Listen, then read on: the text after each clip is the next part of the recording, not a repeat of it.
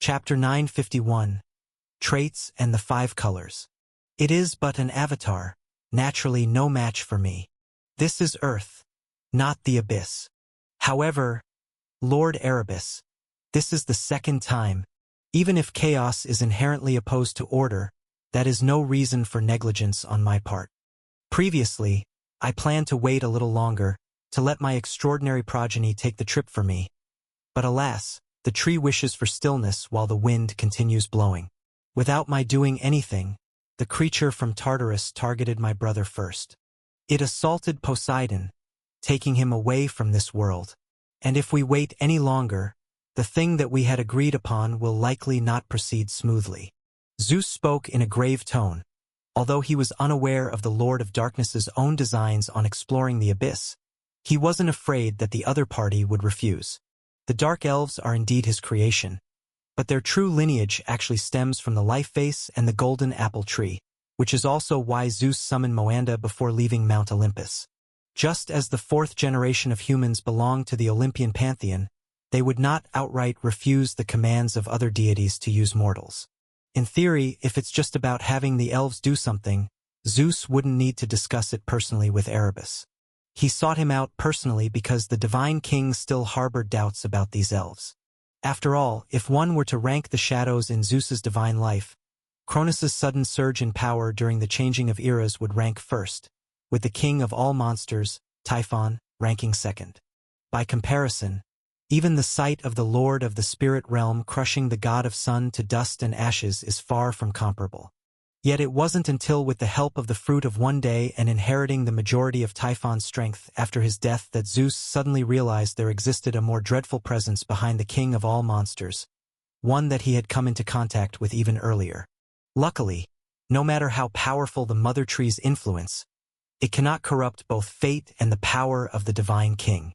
For now, the greatest impact it has on Zeus is making the Divine King pay extra attention to those evil creatures scattered across the mortal realm.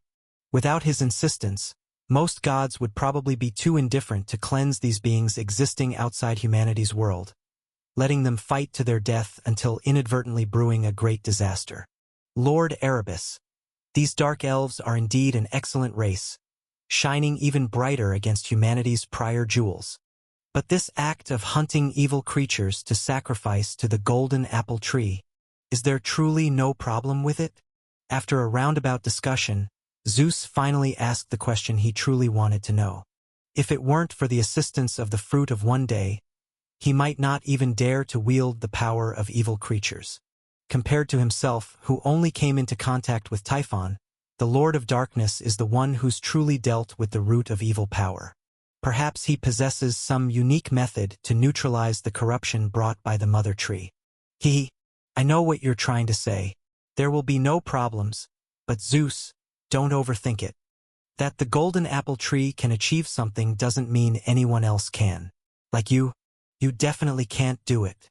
The Golden Apple Tree's original form, after all, comes from the seed of all things in the Life Vase. If it wasn't for Gaia's restrictions at the creation of the world, the tree itself has the potential to achieve great divine power. In this world, both the Blood Mother Tree and the Life Vase represent the utmost in the life domain, although they are different in the aspects they embody and their completeness. That the Golden Apple Tree can purify the power of evil creatures and absorb the most quintessential life to support its own growth is only natural. As long as the absorbed part is far enough from the source, there won't be any problems. From the shadows, Erebus's visage appeared indistinct. With a light smile, he looked towards where Zeus was standing. After all, even with numerous evil creatures, their ability to corrupt life pales in comparison to an ancient evil being that has completed its transformation. And even if you were to gather all those ancient evil beings, comparable to true gods, how could they compare to the essence of the power granted to Typhon? Zeus, rather than worrying about the elves, you might as well worry about yourself. Although I do not know how you managed to cover Typhon's legacy with the net of fate, the method used by the Golden Apple Tree is clearly impossible for you. Typhon. The voice was calm, and to Erebus, who was more concerned about the king of all monsters than Zeus, because all this that he told Zeus was actually his own bitter experience. His divine body was once corrupted, and the Lord of Darkness was forced to split it and then merge it with the dragon egg, using the life vase to slowly erode its power. His original intention was to use the life of chaos to dissolve the alien realm's life, transforming this power into nourishment to sustain the dragon egg's own vitality. If he could succeed, then the dragon egg, which combines the life strength of two worlds with the divine body of a primordial god, would become more fearsome than the Hecatonchires, serving as his most reliable enforcer. Even relying on unique power, despite being still somewhat flawed, it would be sufficient to intervene in the confrontation of great divine powers. But in the end, Erebus was not successful. He thought he had expelled the contamination from the dragon egg, but in reality, the mother tree had chosen to let go. Chapter 952. Traits and the 5 colors _2. He then came to the portal of the abyss, first seducing Mother Earth and then together conceiving Typhon. Undoubtedly, this was a thorough failure, but this failure had also made the Lord of Darkness fully realize the true nature of the Blood Mother Tree. Even without having created a world or touched the power of the creation domain, he had deduced the real strength of the Blood Mother Tree. In the remnants of the 9 realms, the imposition of the world's laws restrained, and in the Chaos world, the Mother Tree was still suppressed by the prevailing laws of this realm. From the domain of strength alone, Erebus could not gauge the opposing strength. The fragmented life vase, although hopeless to ever reach the status of Genesis artifact, still had a gap different from ordinary deities who had never touched this domain. If an outer god were limited to great divine power, then in one's home field and with another entity of great divine power providing strength, the life vase could use the long stretch of the world to erode the divided power of an outer god. However, the ultimate result was still the failure of the vase. The power of the mother tree remained immovable. In this context, the only possibility was that the power of the mother tree was an entire level higher. Due to its incompleteness, the life vase could not be perfected, which meant that at the very least, the blood mother tree also possessed some characteristics above great divine power. And since he couldn't truly taint himself, he couldn't possibly be an existence that rivals the world itself. Thus, any power directly from the mother tree could not be absorbed by the vase. There was at least a layer in between. Even considering that the might of the outer god ultimately exceeded his past understanding, out of caution, Erebus chose to add another layer. Only the power of ordinary evil creatures, inferior even to the true god domain, was he willing to allow elves to use as sacrifices to enhance the power of the golden apple tree.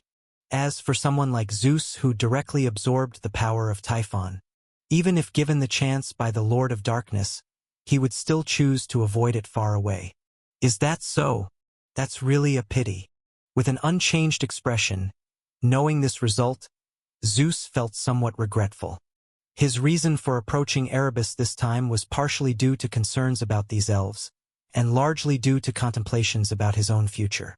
Upon discovering the elves' actions of hunting evil creatures for sacrifices, the divine king did think whether he could do the same.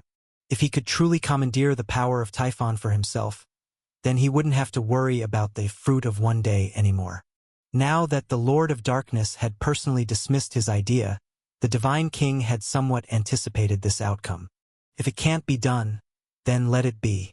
The most pressing matter now is to explore the abyss. Not just because of the great serpent, Zeus also remembered the forebodings he had when he previously attempted to enter Tartarus. When saving the Titans at the end of the Second Era, and not long ago when trying to track Keto, he had these faint premonitions. Inside the abyss, there seemed to be something closely related to him.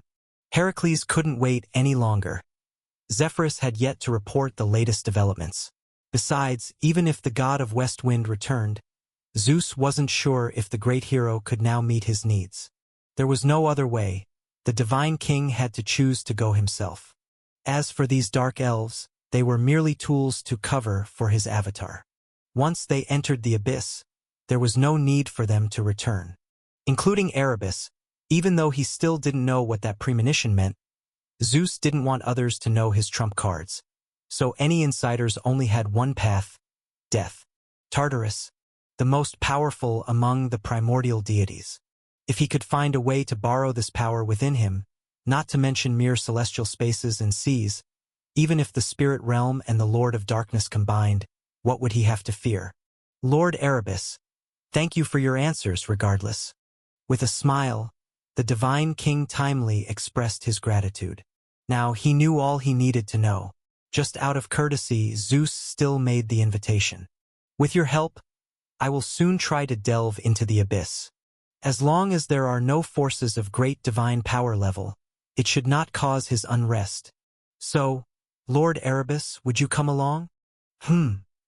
At first, I didn't want to go. But since you've kindly invited me as an ally, it wouldn't be right to decline.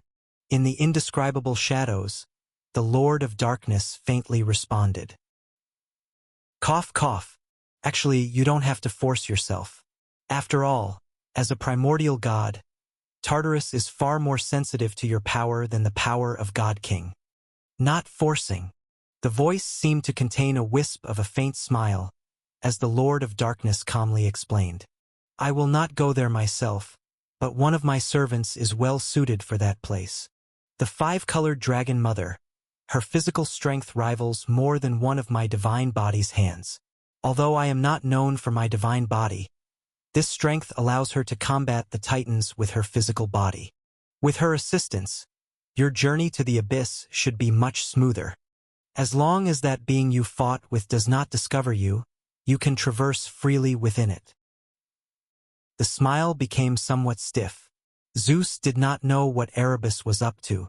Being one of the oldest deities since the creation of heaven and earth, what more is there to explore in the abyss for you? Even if there is, why must you come see it with me? For the past tens of thousands of years, when have you not been able to go? Before I came to find you today, it didn't hinder you from going by yourself. Why do you have to wait until I invite you before you accept the invitation? Contrary to your usual behavior. What, are you somewhat surprised? There's no need for that. In fact, this is also to dispel your concerns. Previously on Mount Olympus, you insisted on waiting for me to handle that human who bathed in the Styx River. I guessed you were still suspicious of the purpose behind our cooperation. To prevent these misunderstandings from accumulating too long, I decided then that if you invited me again to do something, I would try my best to satisfy. Casually finding an excuse for his motive, Erebus did not know whether Zeus believed him or not. Regardless of whether he believes or not, this journey to the abyss is set. Observing that so-called hell is one aspect, on the other hand, he also needs to prepare an additional backup plan for himself. Erebus is well aware of the dissolution of the 9 realms, and although he has not witnessed the destruction of Heminu, the power unleashed by chaos somewhat confirmed that another world has become his fodder. In this gluttonous feast, Tartarus definitely got a significant share, but the realm of lightness is also expanding every moment. The reason is nothing else. Among Heminu's paired 8 primordial spirits, boundless darkness is one of them, and it is also one of the few whose power has not been divided. From the beginning of the world's destruction to its end, its power remained relatively complete and was accepted by chaos relatively quickly. Although for the world and the transference of world power, the darkness of one world does not necessarily fully transform into the darkness of another world, in any case this is a very close connection. For ordinary deities, this is an enormous fortune. For instance, in the far reaches of the cosmos, ancient Titan Zeus was extremely excited. Even though he had also worried that the laws of the current world might give rise to another deity who would divide his authority, this constant rise in power is very real. After an epoch, watching the ever-expanding edge of the cosmos, Zeus for the first time felt a glimpse of hope for reaching the pinnacle. However, when all of this falls on Erebus, it becomes another matter. The continuously rising power pressures his personality, and being at the core of the realm of lightness, often just a moment of distraction, when Erebus wakes again, a year has already passed in the mortal realm. Once, this brief slumber was controllable, but now it occasionally slips out of his control. He must do something now, whether to strengthen his own personality or to weaken the growing power. And both of these methods may be resolved in the abyss. Is that so? You misunderstood. Lord Erebus, I have never doubted you. Beside him, although reason told Zeus that this was probably just an excuse found by the Lord of Darkness, The Divine King still felt it was a bit like shooting himself in the foot. But given the situation, he could not limit what a primordial god should do. So, with a reluctant smile, Zeus slowly nodded. Chapter 953 Sphinx. When Zeus and Erebus each departed, at the edge of the earth, not far from Silver Moon City, a pale silver shuttle-shaped metallic object hovered in mid-air, with the brilliance of stars flowing on its surface. Having set down his heavy luggage, Heracles examined the vehicle in front of him, silently feeling that the journey was worth it. The wilderness of chaos was perilous, rife with alien beasts and demons. Even if one could handle them, it would inevitably delay travelers considerably. Moreover, once one crossed the Olympus mountain range, the earth further to the west became even more dangerous. Ancient evil artifact and pagan evil gods that even the deities dreaded often lurked there. No one could guarantee their own safety. Therefore, to reach his destination as quickly as possible, the great hero had to target Silver Moon City.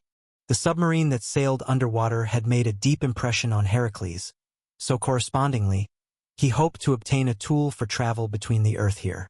Initially, he failed because the truly advanced creations of Silver Moon City were never sold externally, and even if they were willing to sell, unless the great hero was willing to exchange the treasures left on those demons, he couldn't afford them. But in the end, he succeeded. He obtained what he wanted, which was the metallic shuttle floating in front of him. However, to acquire it, Heracles had to accept a special request. How strange! Sending someone into a dangerous situation, while also arranging for someone to rescue them. Prince Prometheus, does such contradictory behavior really make sense? Asking softly, although the great hero was intelligent. He hadn't delved too deep into these awkward choices between the kingdom's and church's top tiers. There's nothing strange about it.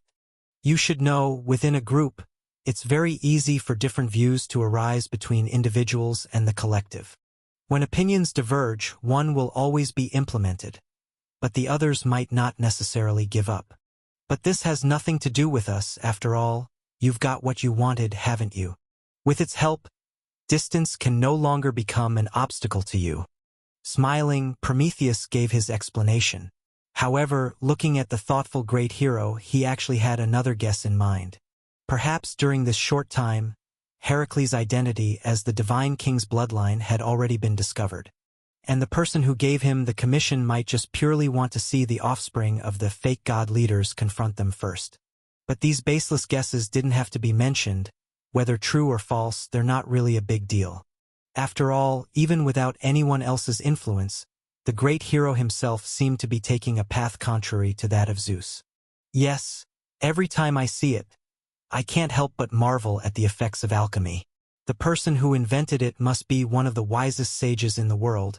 It practically takes people to another world. The vast universe is boundless, yet mortals can roam within it through their own creations. If I hadn't seen it for myself, I would probably think it's just a fantastical tale. Slightly emotional, even now, Heracles continued to be amazed by the human spellcaster's brilliant ideas. Unlike in the water, progress here on the land without the flow of currents is very difficult to hide. Fortuitously, the creator of this flying shuttle sidestepped this issue completely by turning the planar journey into a three-dimensional dynamic. Passing through 9 layers of cloud sea, reaching directly into the endless starscape. From there, tracing an arc and ultimately returning to the mortal world. Thus, the long journey was circumvented, and unknown to others, the traveler had already traversed both land and ocean. Aman, I hear you've also been busy these last few days. A witch of not insignificant status in Silver Moon City has invited you to her home, to have you share with her the interesting things you've encountered on your travels. How is it? The life of a powerful witch. Did it broaden your horizons? Did you see many things you've never encountered before? Of course. The witch's attitude was very enthusiastic. She entertained me warmly, and the experience at her place, it could truly be a lifetime memory for me. Smiling in response, Aman quickly glossed over the topic. The great hero, seeing this, did not pursue further, although he was indeed curious about Aman's experiences over these few days. As an outsider, until his departure, Heracles had not met a powerful wizard who made him feel threatened here, but he believed there must be one. Perhaps that which was one, but whether by coincidence or something else, he never had the chance to meet her. Well, let it be. Anyway, so far this trip has turned out quite successfully. If there's a chance in the future, I might come back for another visit. But now, it's time for us to start the next leg of our journey. Laughing as he spoke, just as the great hero had said, it was time for them to go. Although they had only uncovered the tip of the iceberg of this city, on the other side of the earth there was much more waiting for them. The orchards over the sea, the river of oblivion from the underworld, and the mythical haven where all souls in the world are said to rest. They were ready to embark. But just at this moment, Heracles suddenly frowned, looking towards a distant direction. Chapter 954 Sphinx_2. In that place, a familiar aura suddenly revealed itself, along with a strange yet somewhat intimate presence. The great hero did not know what the latter was, but he seemed to have just met the former not long ago. Zephyrus, his original guide in the trials. As the principal god of Olympus, Heracles had always respected the other's strength and status. Yet, an accidental encounter in the city had shattered the great hero's mental filter. Hesitating for a moment, he still turned around and said, "I'm sorry, but I'm afraid you all might have to wait a little longer. The trials arranged by the god of West Wind may not be over yet." The other party did not come over directly, perhaps also realizing that he was not alone. It was uncertain if the god of West Wind, as the principal god of Olympus, had discovered Prometheus's identity. Heracles felt probably not, but he couldn't be sure. Regardless of whether he needed to continue with the deity race's trials, the great hero thought he should meet him at least once. In a secluded forest outside Silver Moon City, Zephyrus finally materialized and fluttered his wings behind him. At the end of his sight, Zephyrus saw Heracles approaching him once again. Different from their last meeting of meeting but not recognizing, this time in his original form, the god of West Wind could earnestly examine this great hero who he hadn't seen for a long time. He had grown taller, and his youthful face bore a few more traces of harsh weather. Compared to before, there was also a subtle addition of an unspoken oppressiveness around Heracles. Vaguely, Zephyrus thought he saw around him the roaring giant lion, the screaming divine eagle, and the humanoid fish-tailed demons. Their shadows circled the great hero, angrily cursing him yet daring not to come any closer. The next moment, the illusion dispersed and the god of West Wind woke up from his haze. There were no shadows in front of him, just the imposing form of the great hero. "Heracles, it has been a long time. I haven't had the chance to congratulate you on beheading the Hydra, once again preserving the peace of the mortal realm." His voice was composed and authoritative. In front of the great hero, Zephyrus still seemed to be that noble and approachable deity of Olympus. However, what the god of West Wind did not know was that at this moment, Heracles only felt a bit amused. The majestic figure before him and that sparrow seemed to merge into one at this moment. The great hero simply couldn't muster feelings of awe or respect. Without saying anything, Heracles stayed silent, wanting to hear what the other would say.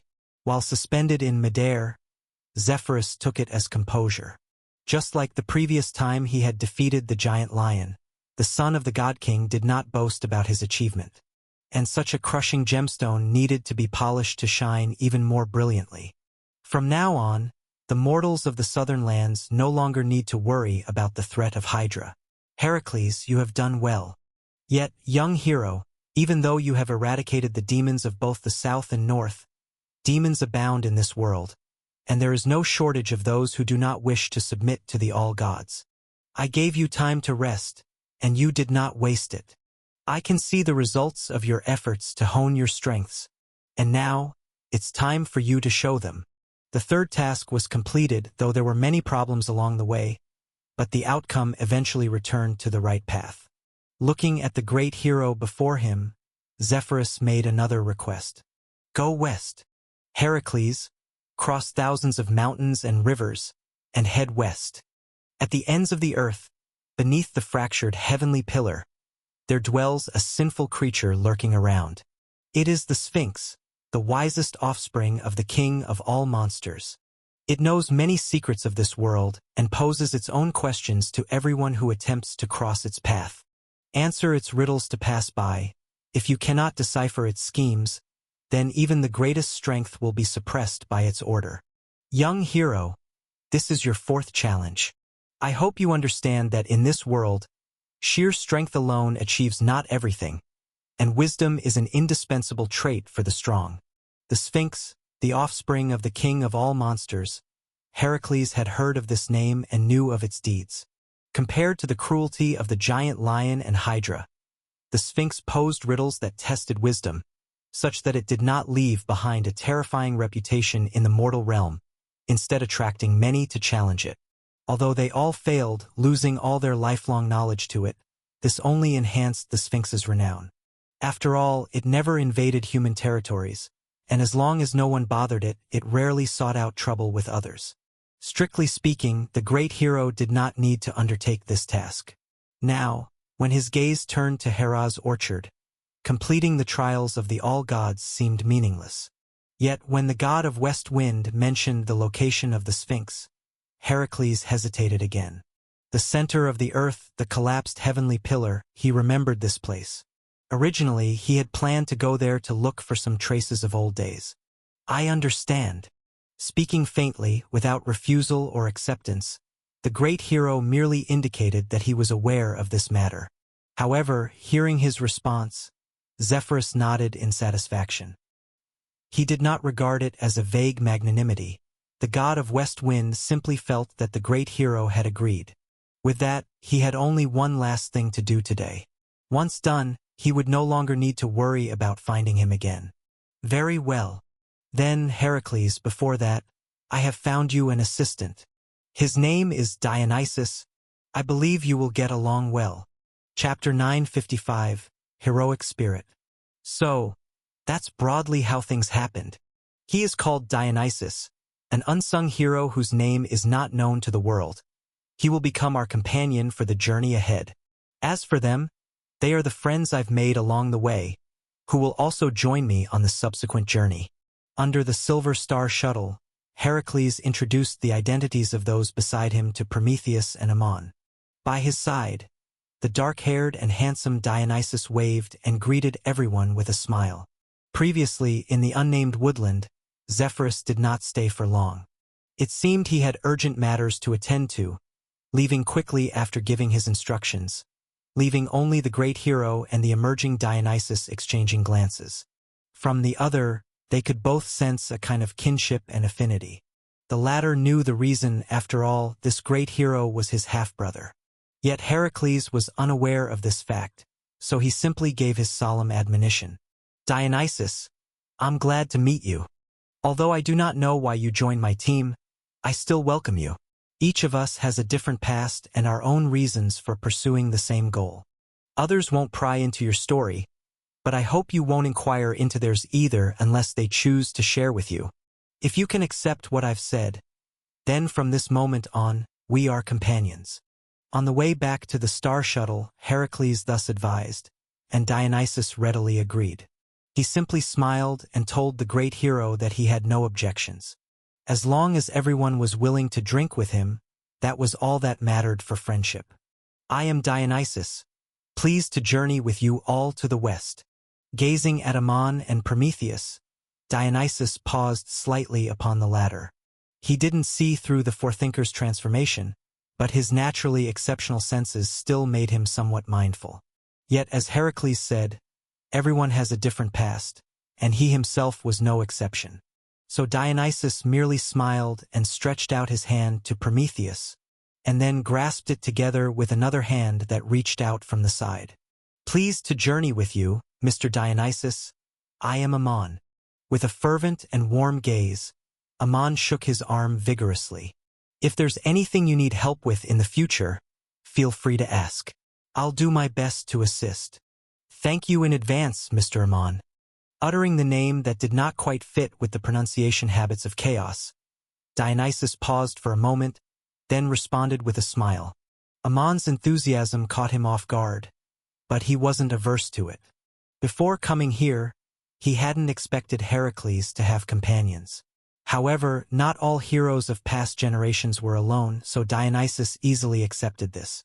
In such a situation, as a newcomer aiming to integrate into the group, one must first establish good relationships with everyone. So, facing Ammon's enthusiasm, Dionysus was pleasantly surprised rather than shocked. There's never a shortage of hospitable people in the mortal realm, and he is not one to be indifferent. So likewise, shaking his arm, Dionysus returned the gesture with a warm smile. Whoosh! Night fell and the stars twinkled. The moon rose from the east, following the white path across the sky. And on the earth below, cities patterned like a chessboard sparkled with lights, as if reflecting the stars above. At one moment, even a bright light ascended from the east of the earth, like the inverse of a meteor, shooting straight into the vast night sky. Ancient tales tell of a 9-day and 9-night fall from the heavens of Mount Olympus to the earth's surface, a claim few could verify for its authenticity. But indeed, the height from the mortal world to the peak of the Mount of the Gods does span 9 tiers of clouds. The pallid silver star shuttle soared skyward, breezing past layers of clouds in an instant.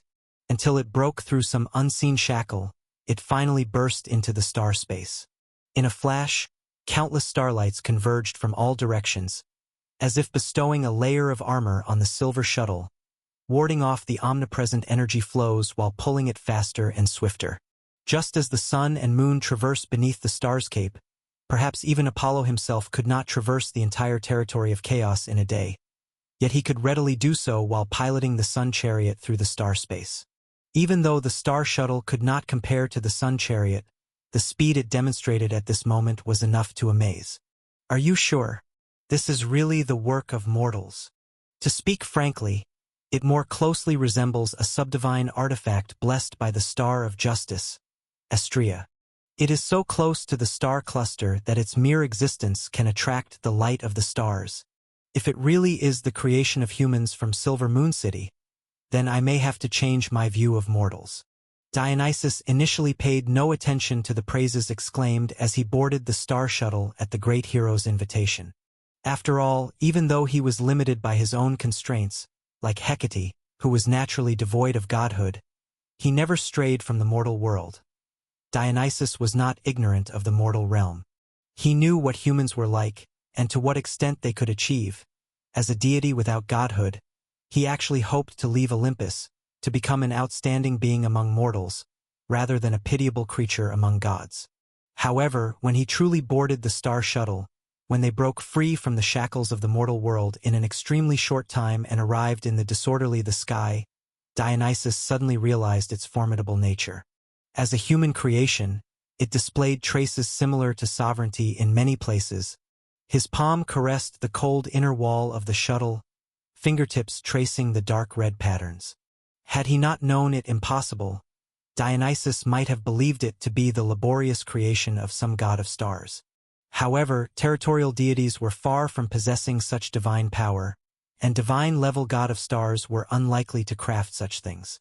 Could it be that humans of today have become so powerful that they've cracked the natural greatness of deities? There's nothing surprising about that. According to ancient records, the ancient gods worshipped by Silver Moon City were also involved in the domain of the sky. Explaining, Heracles did not tell the other that this secret history was from the books Prometheus had given him, but after asking the forethinker himself, he was also affirmed. The god of stars in the 12 zodiac star regions were under the ancient gods, so it wasn't wrong for them to have researched this. So that's how it is, which makes a lot more sense. However, as far as I know, the zodiacal star domain has long become a forbidden zone for all creatures. Dionysus nodded slightly in agreement, but then he brought up another matter. It is said that it all started with the Battle of Typhon, since the king of all monsters swept through the mortal realm, and even the sinful invaded the sun, causing the sky to be restless ever since. Because of this, the domain of the goddess of wisdom wasn't established within the world opened by the divine king like the divine kingdom of the Olympian gods, but instead exists independently in the boundlessness of the sky with the help of a divine artifact the divine king gifted called the Hall of Valor. The goddess is both the god of wisdom and the undefeated victory, so her believers strive to stop wars with strength in the mortal realm during their lives and wage wars for the goddess in the sky after death. Apart from this, those heroes who have made a significant name for themselves in the mortal world have not easily perished. They were granted eternal life by all gods, then came to the star realm to continue their battles, using the endless years to maintain the peace of the mortal world. The most renowned great hero in the mortal world, Perseus, is one such case. He not only achieved victories in the mortal world, but he also made a great name for himself as Perseus in the sky. The mortal world's endless reverence and belief in him, under the influence of the Hall of Valor, turned into his strength, allowing him to defeat one opponent after another in the sky. Conversely, his exploits were shared back to the mortal world, further enhancing his fame. Dionysus listed them one by one, as if reciting treasures from his home. He didn't deliberately conceal his knowledge. After all, as someone personally brought by the god of West Wind, he couldn't possibly be ordinary.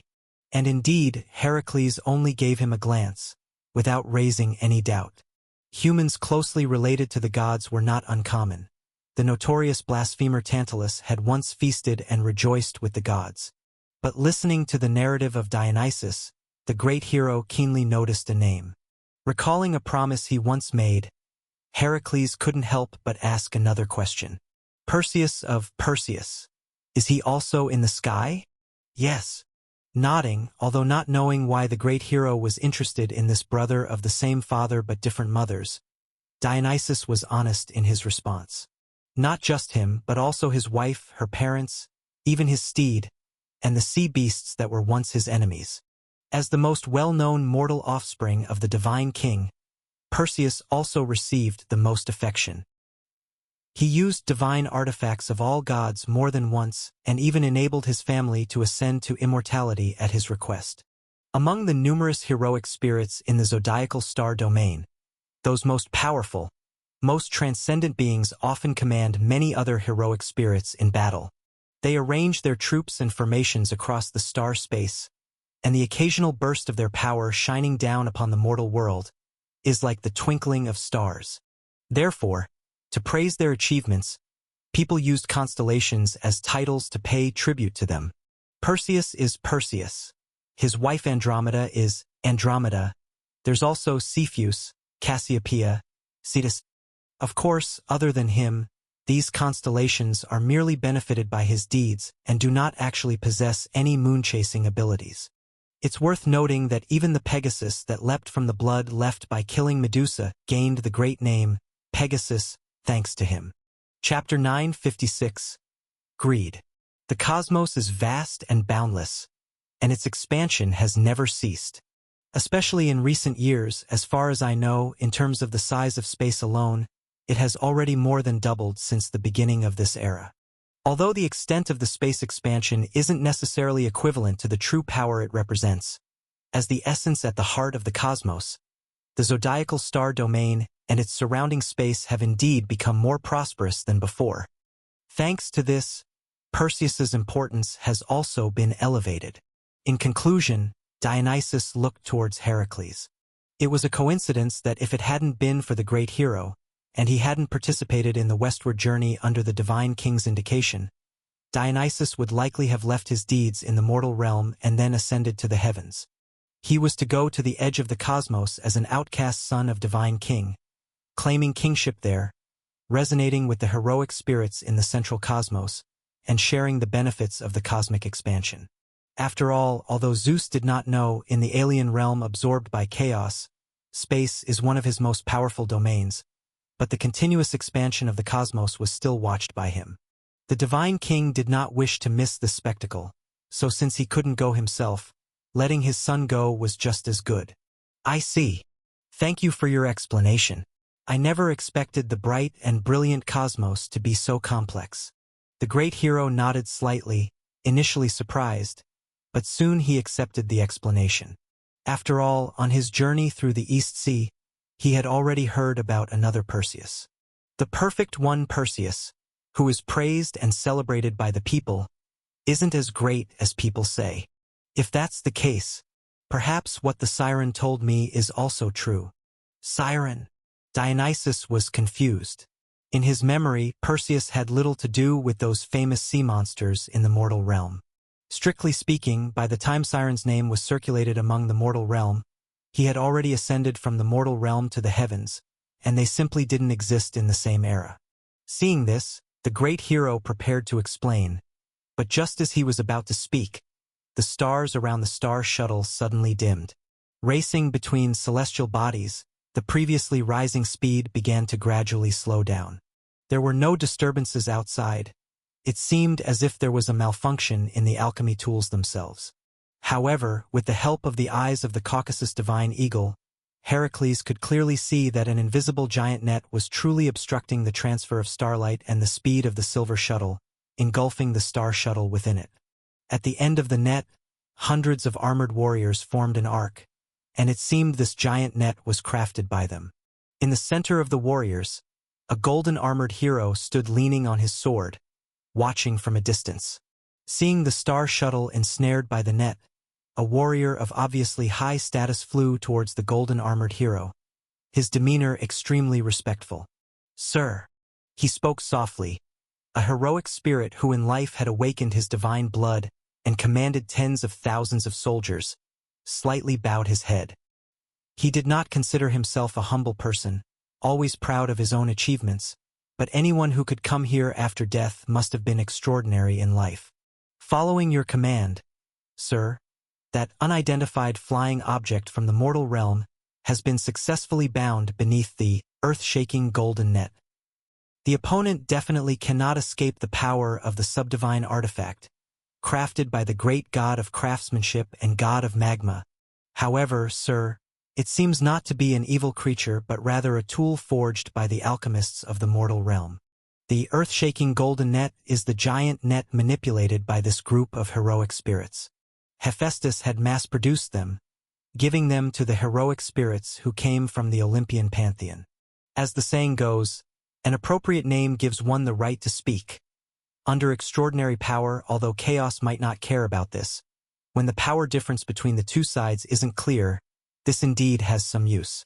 Moreover, the power of the heroic spirits depends on the fame spread by the mortal realm.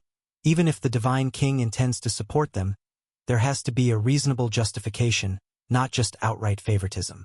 Thus, the heavy responsibility fell on the god of craftsmanship, Hephaestus, one of the few from Chaos who could craft divine artifacts and was compelled to take up the task. For millennia, his molten rock workshop had been operating almost day and night. Mass-produced weapons and armor were given to heroic spirits who ascended from the mortal realm to the cosmos. There were also carefully crafted subdivine artifacts given to heroes who had earned the name of Zodiac to display their divine power. These inferior products, lacking authority, clearly couldn't compare to true divine artifacts, but their power was definitely not to be underestimated, with the so-called earth-shaking golden net being one of them. It was modeled after the golden net that once bound Achilles, which had once made it difficult for the war god and goddess of beauty to move. Of course, this imitation net wasn't as powerful. It wasn't even originally called earth-shaking golden net. But considering its use and the praise in mortal realms poetry, the heroic spirits who used it eventually named it so. It's not an evil creature, huh? Indeed, it doesn't seem like it. But from the mortal realms alchemists, that group of lowly faithless ones.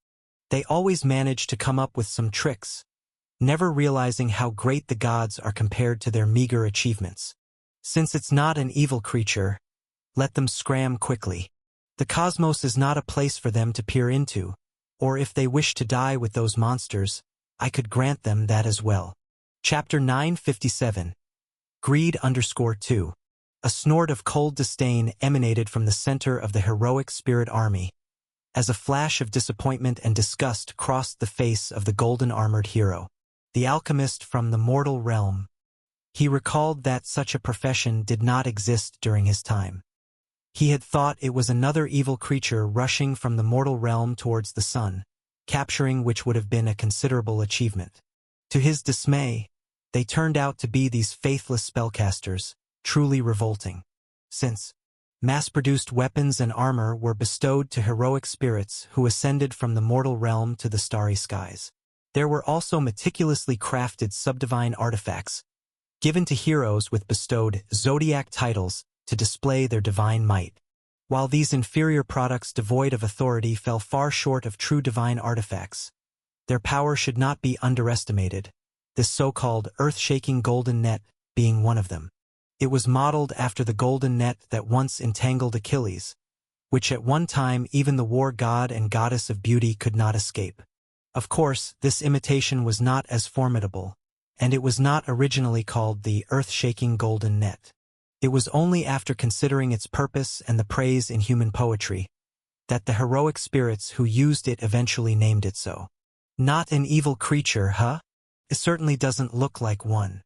However, an alchemist from the mortal realm, humph, that group of despicable faithless ones.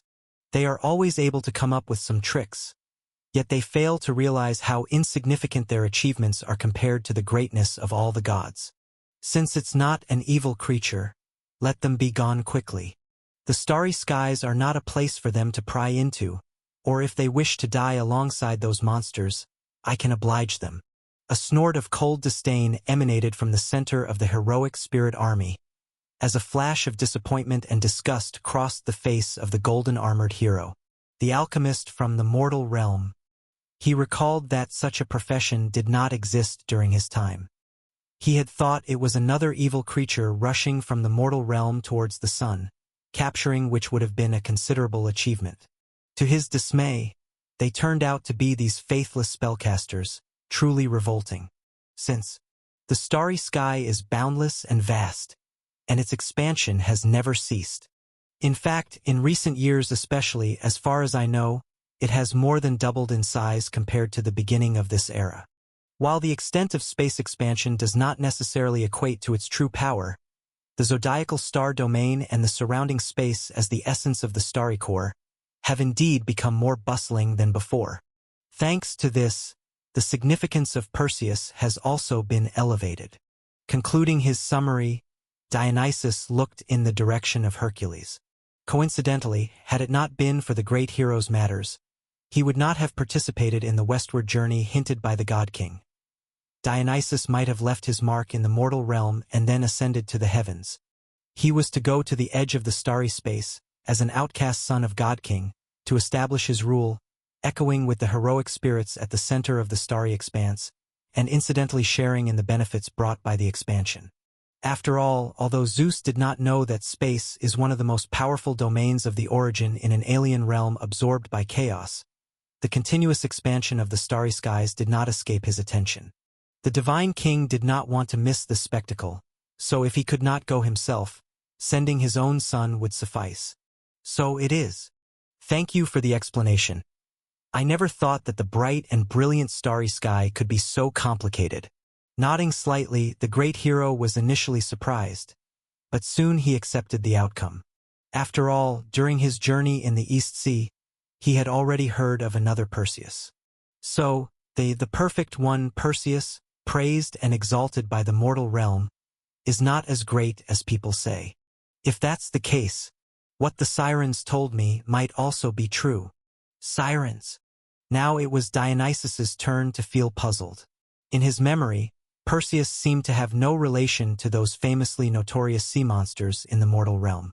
Strictly speaking, by the time the name of the sirens spread among mortals, he had already ascended from the mortal realm to the heavens.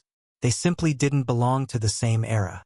Seeing this, the great hero prepared to explain, but just as he was about to speak, the starlight surrounding the star shuttle dimmed slightly. Racing through the celestial bodies, the constant increase in speed began to gradually slow down. There was no sign of disturbance from outside. It was as if the alchemy tools had a flaw of their own. However, with the eyes of the Caucasus divine eagle, Heracles could clearly see that the actual obstacle to the passage of starlight and the speed of the silver shuttle was an invisible huge net that enveloped the star shuttle within it. At the end of the net, hundreds of warriors clad in armor formed an arc, seemingly the creators of this vast net. At the center of the warriors stood a golden-armored hero leaning on his sword and gazing from afar. Seeing the star shuttle entangled by the net, a warrior of evidently high status flew towards the golden-armored hero, his demeanor exceedingly respectful. "My lord," he whispered, bowing his head slightly. During his life, he had awakened the divine blood within him and commanded tens of thousands of soldiers as a heroic spirit. He did not consider himself a humble man, and he always took pride in his achievements. However, anyone who could come here after death was certainly not obscure in life. "Following your command, my lord, the unidentified flying object that came from the mortal realm has been successfully restrained under the earth-shaking golden net. There is no way for the other party to escape the strength of the subdivine artifact. The creation of the majestic craftsman and the god of magma is incomparably powerful.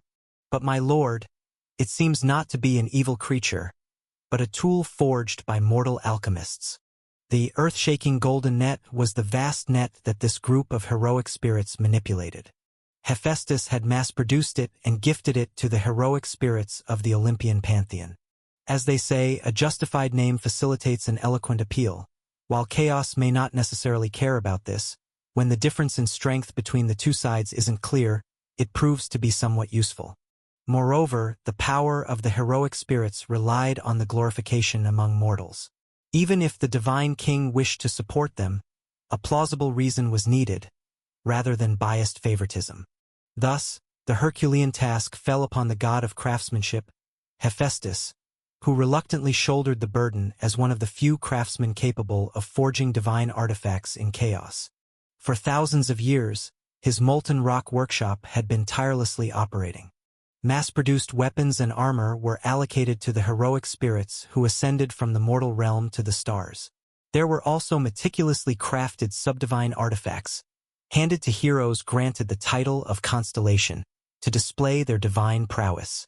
These inferior products, lacking in authority, could never compare to true divine artifacts, but their power was certainly not to be underestimated, and this so-called earth-shaking golden net was one of them. It was a product modeled after the golden net that once restricted Achilles, which had once made the war god and goddess of beauty unable to move in the original myth. Of course, this imitated net was not as powerful, and it wasn't initially called the earth-shaking golden net. But considering its use and the praise of mortal poetry, the heroic spirits who used it eventually gave it this name. Not an evil creature, huh? It certainly doesn't seem like one. However, an alchemist coming from the mortal realm, that despicable group of the faithless.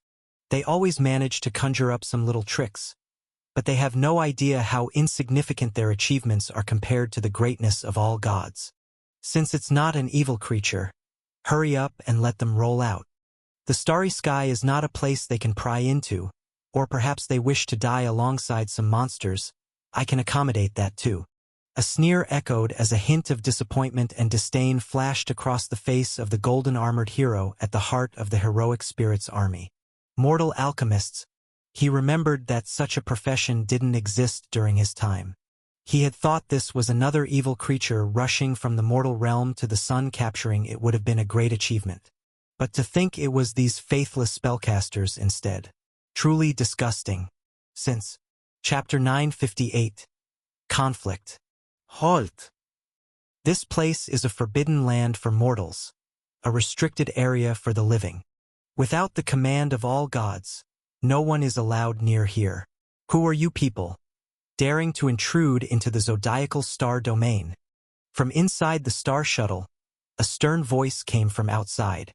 Faced with the sudden turn of events, the great hero's eyebrows slightly furrowed. Had he crossed the boundary of the zodiacal star domain?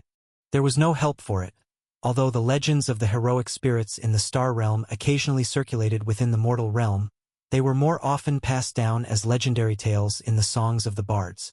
These people would use poetry to describe how the ascended heroes were brave and fearless in the starry sky, and how they defeated strong foes. They would also recount the camaraderie between heroes, and even interweave some love stories of uncertain truth, to satisfy the curiosity about the hero's emotions. But anyway, it never included the tediousness of the heroic spirits guarding the star realm or the scope of their domain patrols, because not many truly care about this. They wanted to hear legends, and the heroic spirits needed legends. Therefore, the great hero actually did not know which areas belonged to the specific domain of the zodiacal star domain, and it was even harder for him, piloting the star shuttle for the first time, to control its direction. The overall direction should be correct, but there was no guarantee that he had not deviated from the course. After a brief thought, Heracles opened the star shuttle's portal to the outside world. Ordinary humans could not survive in the star realm, but the harsh environment here could do nothing against the spiritual bodies of the heroic spirits, let alone the well-tempered body of the great hero. Stepping out of the star shuttle, he reached out and tugged at the pale golden net that had stopped their silver shuttle. Very tough, but that was all there was to it. Not wishing to create more conflict, Heracles explained in a deep voice. I am deeply sorry, guardians of the mortal realm. I am Heracles. Until today, my friends and I were unaware that this place is off-limits to outsiders. So if we have caused any offense, please allow me to offer our apologies. However, since we are not permitted to pass through here, we won't disturb you any further. Please release your ropes and let us return to the mortal realm. The zodiacal star domain is not a border adjoining the mortal realm and the star realm. It is only comparatively closer to the world of mortals than most places deep within the star realm. Since he took the wrong path, then he should choose another way. However, as soon as Heracles spoke, he keenly noticed some unrest among the armored heroic spirits who were controlling the grid from afar. After a short while, the leader, the golden armored hero, flew towards him, and by his expression, it was clear the other party had heard the great hero's explanation. But as their gazes crossed, Heracles suddenly discovered that in the eyes of the golden armored hero there was only slight worry and joy, along with an intense heat that was hard to conceal. Halt, mortal. This is a forbidden land for mortal spirits, a restricted area where we battle the fallen. Hearing what you just said, are you called Heracles? I have heard of you. You are the hero from Thebes who has slain the rampaging beasts and beheaded the nine-headed snake demon. Suppressing the eagerness in his heart, the golden armored hero spoke in an unperturbed tone. Heracles, he knew the name. It was a name that had only recently started spreading in the mortal realm, though the accounts were somewhat exaggerated. The invulnerable giant lion, the headless undead demon. Halt! This place is a forbidden land for mortals, a restricted area for the living. Without the command of all gods, no one is allowed near here. Who are you people, daring to intrude into the zodiacal star domain? From inside the star shuttle, a stern voice came from outside. Faced with the sudden turn of events, the great hero's eyebrows slightly furrowed. Had he crossed the boundary of the zodiacal star domain? There was no help for it, although the legends of the heroic spirits in the star realm occasionally circulated within the mortal realm. They were more often passed down as legendary tales in the songs of the bards. These people would use poetry to describe how the ascended heroes were brave and fearless in the starry sky, and how they defeated strong foes. They would also recount the camaraderie between heroes, and even interweave some love stories of uncertain truth, to satisfy the curiosity about the hero's emotions. But anyway, it never included the tediousness of the heroic spirits guarding the star realm or the scope of their domain patrols, because not many truly care about this. They wanted to hear legends, and the heroic spirits needed legends. Therefore, the great hero actually did not know which areas belonged to the specific domain of the zodiacal star domain, and it was even harder for him, piloting the star shuttle for the first time, to control its direction. The overall direction should be correct, but there was no guarantee that he had not deviated from the course. After a brief thought, Heracles opened the star shuttle's portal to the outside world. Ordinary humans could not survive in the star realm, but the harsh environment here could do nothing against the spiritual bodies of the heroic spirits, let alone the well-tempered body of the great hero. Stepping out of the star shuttle, he reached out and tugged at the pale golden net that had stopped their silver shuttle. Very tough, but that was all there was to it. Not wishing to create more conflict, Heracles explained in a deep voice. I am deeply sorry, guardians of the mortal realm. I am Heracles. Until today, my friends and I were unaware that this place is off-limits to outsiders. So if we have caused any offense, please allow me to offer our apologies.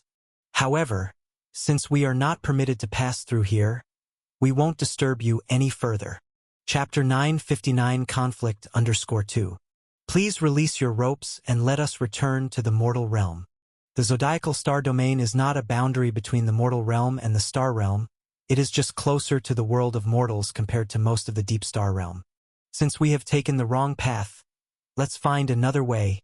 However, as soon as Heracles spoke, he keenly noticed some unease stirring among the heroic spirits clad in armor and controlling the nets from afar. Before long, the leading golden-armored hero swiftly approached, and from his expression, it was clear he had heard Heracles' earlier explanation. But as their gazes crossed, Heracles suddenly found only slight worry and joy, along with an unmistakable fervor in the eyes of the golden-armored hero. Halt, mortal. This is the forbidden territory for mortal spirits, a battleground off-limits to the fallen. From what you just said, your name is Heracles. I have heard of you, you are a hero from Thebes, who has slain monstrous beasts and decapitated the nine-headed demon. The golden-armored hero said calmly, suppressing the urgency within. Heracles, he knew this name. It had only recently begun to spread among the mortals, though the descriptions were somewhat exaggerated. The invulnerable giant lion, the headless undead demon. Stop! This is a forbidden land for mortals, a restricted zone for the living. Without the command of all gods, no one is allowed to approach this place. Who are you who dare to trespass into the zodiacal star domain? From within the star shuttle, a stern voice echoed from outside. Faced with this unexpected turn, the great hero's brows slightly furrowed. Had he crossed the boundaries of the zodiacal star domain? No choice, although the legends of the heroic spirits occasionally circulate among humans. They are mostly in the form of legendary tales recounted by bards. These tales describe how the ascended heroes were fearless and brave in the star realm, and how they defeated formidable foes. They would also tell stories of camaraderie between heroes, and even mix in some unverified love stories to satisfy people's curiosity about the hero's emotions. But nonetheless, it never includes the mundane details of the heroic spirits guarding the star realm or their patrol boundaries, as few truly care about this. They want to hear legends, and the heroic spirits need legends. Therefore, the great hero actually did not know exactly which areas belonged to the specific bounds of the zodiacal star domain, and being a first-time controller of the star shuttle, it was even harder to steer its course. The general direction should be correct, but it was difficult to ensure he hadn't strayed off course. After pondering briefly, Heracles then opened the portal of the star shuttle to the exterior. Ordinary humans cannot survive in the star realm, but the harsh environment here is nothing against the spiritual bodies of the heroic spirits. Naturally, it could do little against the well-tempered body of the great hero. Stepping out of the star shuttle, he reached out and tugged at the pale golden net that had stopped the shuttle. Very sturdy, but that was all. Not wanting to create more conflict, Heracles spoke solemnly. Before today, my friends and I were unaware that outsiders were forbidden from entering here, so if we have trespassed, please allow me to apologize to you all. However, since passage is not allowed here, we will not disturb you further. Please release your ropes and let us return to the mortal realm. The zodiacal star domain is not a boundary between the mortal realm and the star realm, it is just closer to the world of mortals compared to most of the deep star realm. Since we have taken the wrong path, let's find another way. However, as soon as Heracles spoke, he keenly noticed some unease stirring among the heroic spirits clad in armor and controlling the nets from afar. Before long, the leading golden-armored hero swiftly approached, and from his expression, it was clear he had heard Heracles' earlier explanation.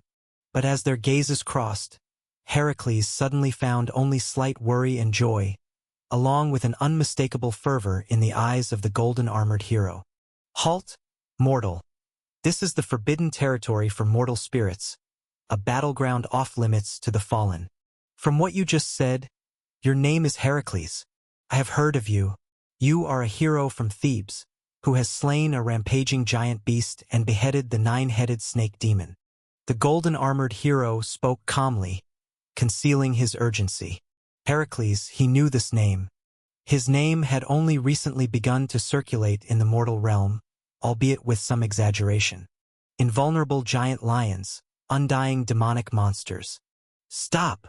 This is a forbidden territory for mortals, an off-limits zone for the living.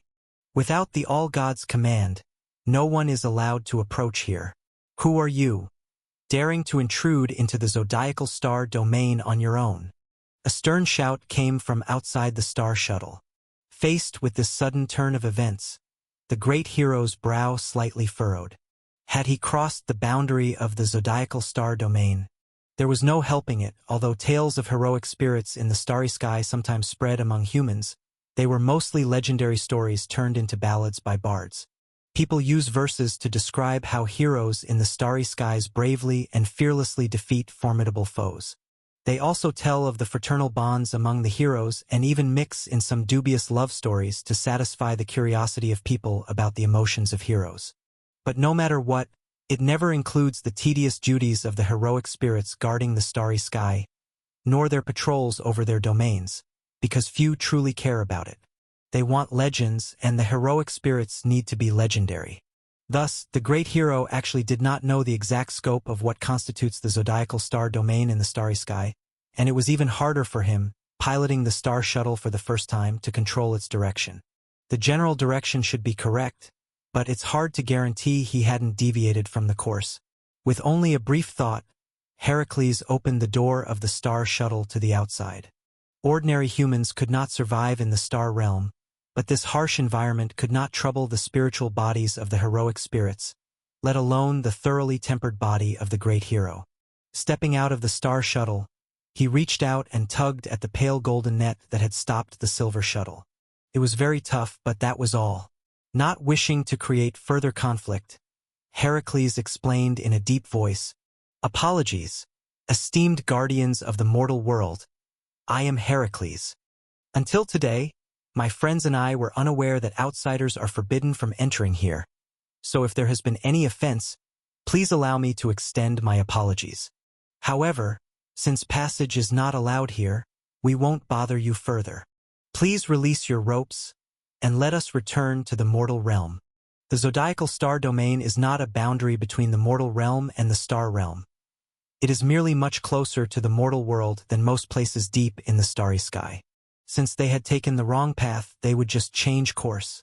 However, as soon as Heracles spoke, he keenly noticed some unrest among the armored heroic spirits controlling the net from afar. Before long, the leader, the golden-armored hero, flew over, his expression clearly showing that he had heard the great hero's explanation. However, as their gazes met, Heracles was startled to see in the golden-armored hero's eyes not only worry and joy but also a trace of uncontainable fervor. "Halt, mortal. This is a forbidden territory for mortal spirits, a restricted zone where battles against the fallen take place. From what you just said, your name is Heracles. I have heard of you. You are a hero from Thebes who has slain a rampaging giant beast and beheaded the nine-headed snake demon."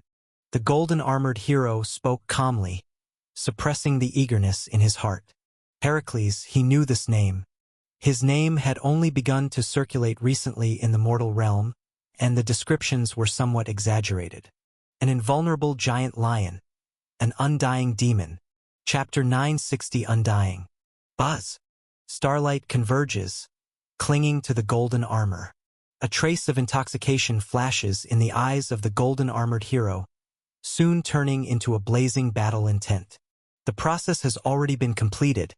Now all that's left is to take him down. As to whether I can accomplish this, humans indeed have their limits. But now, I am no longer a mortal. Whoosh! The starlight trembles like water, controlled by the golden-armored hero to morph into a gracefully corpulent big fish. The legend of Southern Fish originated from the goddess of beauty, Aphrodite, and now it also inherited this similar affinity. The fish's eyes open and meet the great hero's gaze. A tender emotion suddenly surges up as if I shouldn't resist but rather, let him capture me. Thud! The wavering of the mind is but a momentary lapse, the right foot stomping on the void. The representation of the constellation couldn't shake the great hero's resolve. And under Prometheus's teaching, Heracles has learned the technique of borrowing strength from space. Although it's not as tangible as material strength, it is sufficient to unleash his own power. Twisting the waist and hoisting the elbow, strength flows from the sole of the foot to the wrist. Right fist clenches, thrusting towards the starlit big fish. In the next moment, a mountain-huge shadow of starlight collides with the great hero's fist, where blood energy and star power intersect.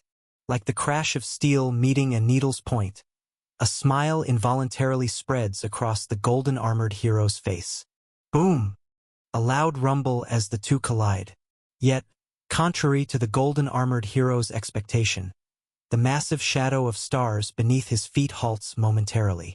A flash of shock in his eyes, the golden-armored hero didn't expect a strike assembled by hundreds of heroic spirits to actually be blocked, much stronger than any time he was alive. If the opponent could also ascend to heaven, perhaps he would be even a more formidable heroic spirit. It's just a pity you have no chance now. Under the starry skies shrouded by the Hall of Valor, my power is endless, but how long can your strength last? Boom!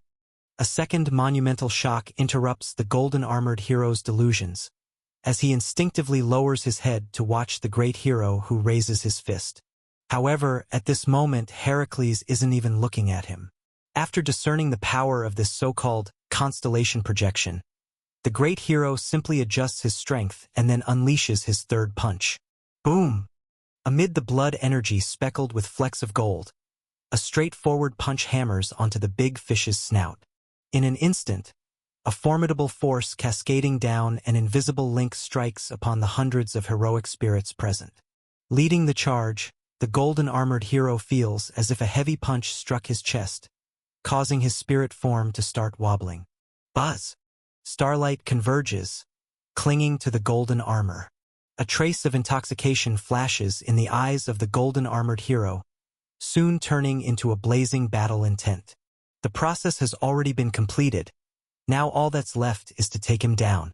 As to whether I can accomplish this, humans indeed have their limits. But now, I am no longer a mortal. Whoosh! The starlight trembles like water, controlled by the golden-armored hero to morph into a gracefully corpulent big fish. The legend of Southern Fish originated from the goddess of beauty, Aphrodite, and now it also inherited this similar affinity. The fish's eyes open and meet the great hero's gaze. A tender emotion suddenly surges up as if I shouldn't resist but rather, let him capture me. Thud! The wavering of the mind is but a momentary lapse, the right foot stomping on the void. The representation of the constellation couldn't shake the great hero's resolve, and under Prometheus's teaching, Heracles has learned the technique of borrowing strength from space. Although it's not as tangible as material strength, it is sufficient to unleash his own power. Twisting the waist and hoisting the elbow, strength flows from the sole of the foot to the wrist. Right fist clenches, thrusting towards the starlit big fish. In the next moment, a mountain-huge shadow of starlight collides with the great hero's fist, where blood energy and star power intersect. Like the crash of steel meeting a needle's point, a smile involuntarily spreads across the golden-armored hero's face. Boom! A loud rumble as the two collide. Yet, contrary to the golden-armored hero's expectation, the massive shadow of stars beneath his feet halts momentarily. A flash of shock in his eyes, the golden-armored hero didn't expect a strike assembled by hundreds of heroic spirits to actually be blocked, much stronger than any time he was alive. If the opponent could also ascend to heaven, perhaps he would be even a more formidable heroic spirit. It's just a pity you have no chance now. Under the starry skies shrouded by the Hall of Valor, my power is endless, but how long can your strength last? Boom! A second monumental shock interrupts the golden-armored hero's delusions, as he instinctively lowers his head to watch the great hero who raises his fist. However, at this moment, Heracles isn't even looking at him. After discerning the power of this so-called constellation projection, the great hero simply adjusts his strength and then unleashes his third punch. Boom! Amid the blood energy speckled with flecks of gold, a straightforward punch hammers onto the big fish's snout. In an instant, a formidable force cascading down an invisible link strikes upon the hundreds of heroic spirits present. Leading the charge, the golden-armored hero feels as if a heavy punch struck his chest, causing his spirit form to start wobbling. No, how is this possible? This can't possibly be the strength a demigod could possess. Even Lord Perseus before ascending. No, I understand now. Chapter 961 Undying_2. Heracles, you fake believer. You've conspired with those blasphemous alchemists, stealing the radiance that rightfully belongs only to the deities. The expression of the golden-armored hero panicked for a moment. Then, as if realizing something, he suddenly understood. Yes, since that silver shuttle was used first, the opponent must have also resorted to similar despicable means. But now, it's unlikely that he can defeat him. Even in the best case, he could only report it higher up, to have a truly powerful being suppress him. Boom! Crack! Crackling! Many thoughts passed through the mind of the golden-armored hero, but in the next instant, Heracles' fourth punch thunderously arrived. In an instant, the colossal zodiacal phantom seemed to pause for a moment, then amidst a loud noise shattered into pieces, turning into a sky full of stardust. Bang! Thud! Thud. In an instant, countless muffled sounds spread throughout the star space, and as the southern fish phantom shattered, the heroic spirits forming it also fragmented their spiritual bodies. Striding forward through the star dust, Heracles stepped up in front of the golden-armored hero. With a composed demeanor, what seemed to the great hero like a trivial fight didn't compare to those great demons rampaging through the mortal realm. Although the combined power of the heroic spirits was remarkable, in his view, it seemed large but misguided. The only thing that surprised him was that he was not met with frightened eyes as he crossed the scattered stardust, but only anger and pride. Mortal, this time you win, but I haven't lost. Raising his long spear, the heroic spirit body of the golden-armored hero burned with transparent flames. He had realized that he couldn't monopolize this unexpected opportunity, but being the first to discover it, anyone who benefited from it would inevitably share a part with him. Heracles, the all-gods granted heroic spirits undying strength. Even if you kill me, I will only be reborn in the Hall of Valor. Don't delude yourself into thinking you can conceal your actions. It won't be long before you pay a bloody price for this. No matter where you run, you can't escape. As his voice fell, the golden-armored hero charged forward, raising his long spear. Facing him, the great hero simply extended his right hand, easily catching the blade of the spear. Mortal! Holding his opponent's weapon, the great hero repeated the word. You think I am a mortal? Then what are you? Not human. Are you then a god? Without any reply, but seeing the golden-armored hero's face flush with effort and eyes filled with rage, Heracles felt somewhat uninterested. If this is what a heavenly hero is like, no wonder the demons have brazenly roamed the mortal realm for centuries. Crack, I don't need you to come find me. Just tell me where your leader is. I will seek him out myself. Nonchalantly breaking the long spear, the great hero asked. Perfect. I have a promise to fulfill on him. There, I'll be waiting for you to come and meet your death. With a cold laugh, the golden-armored hero readily pointed out the direction to Heracles. Nodding slightly, having got the answer, the great hero watched the last heroic spirit body in front of him turn into fragments. Approaching proactively, this decision wasn't impulsively made, but the result of serious consideration. Previously, Dionysus had mentioned the starry sky to him. While it's true that because of the divine king's gift, Hall of Valor, the followers of Olympian gods often ascend to become heroic spirits, the actual rulers of the zodiacal star domain have always been the god of stars and Athena, the principal goddess. During most times when the bloody sun doesn't rage, this place is overseen by the goddess's divine artifact, victory goddess Nike, stationed in the star space.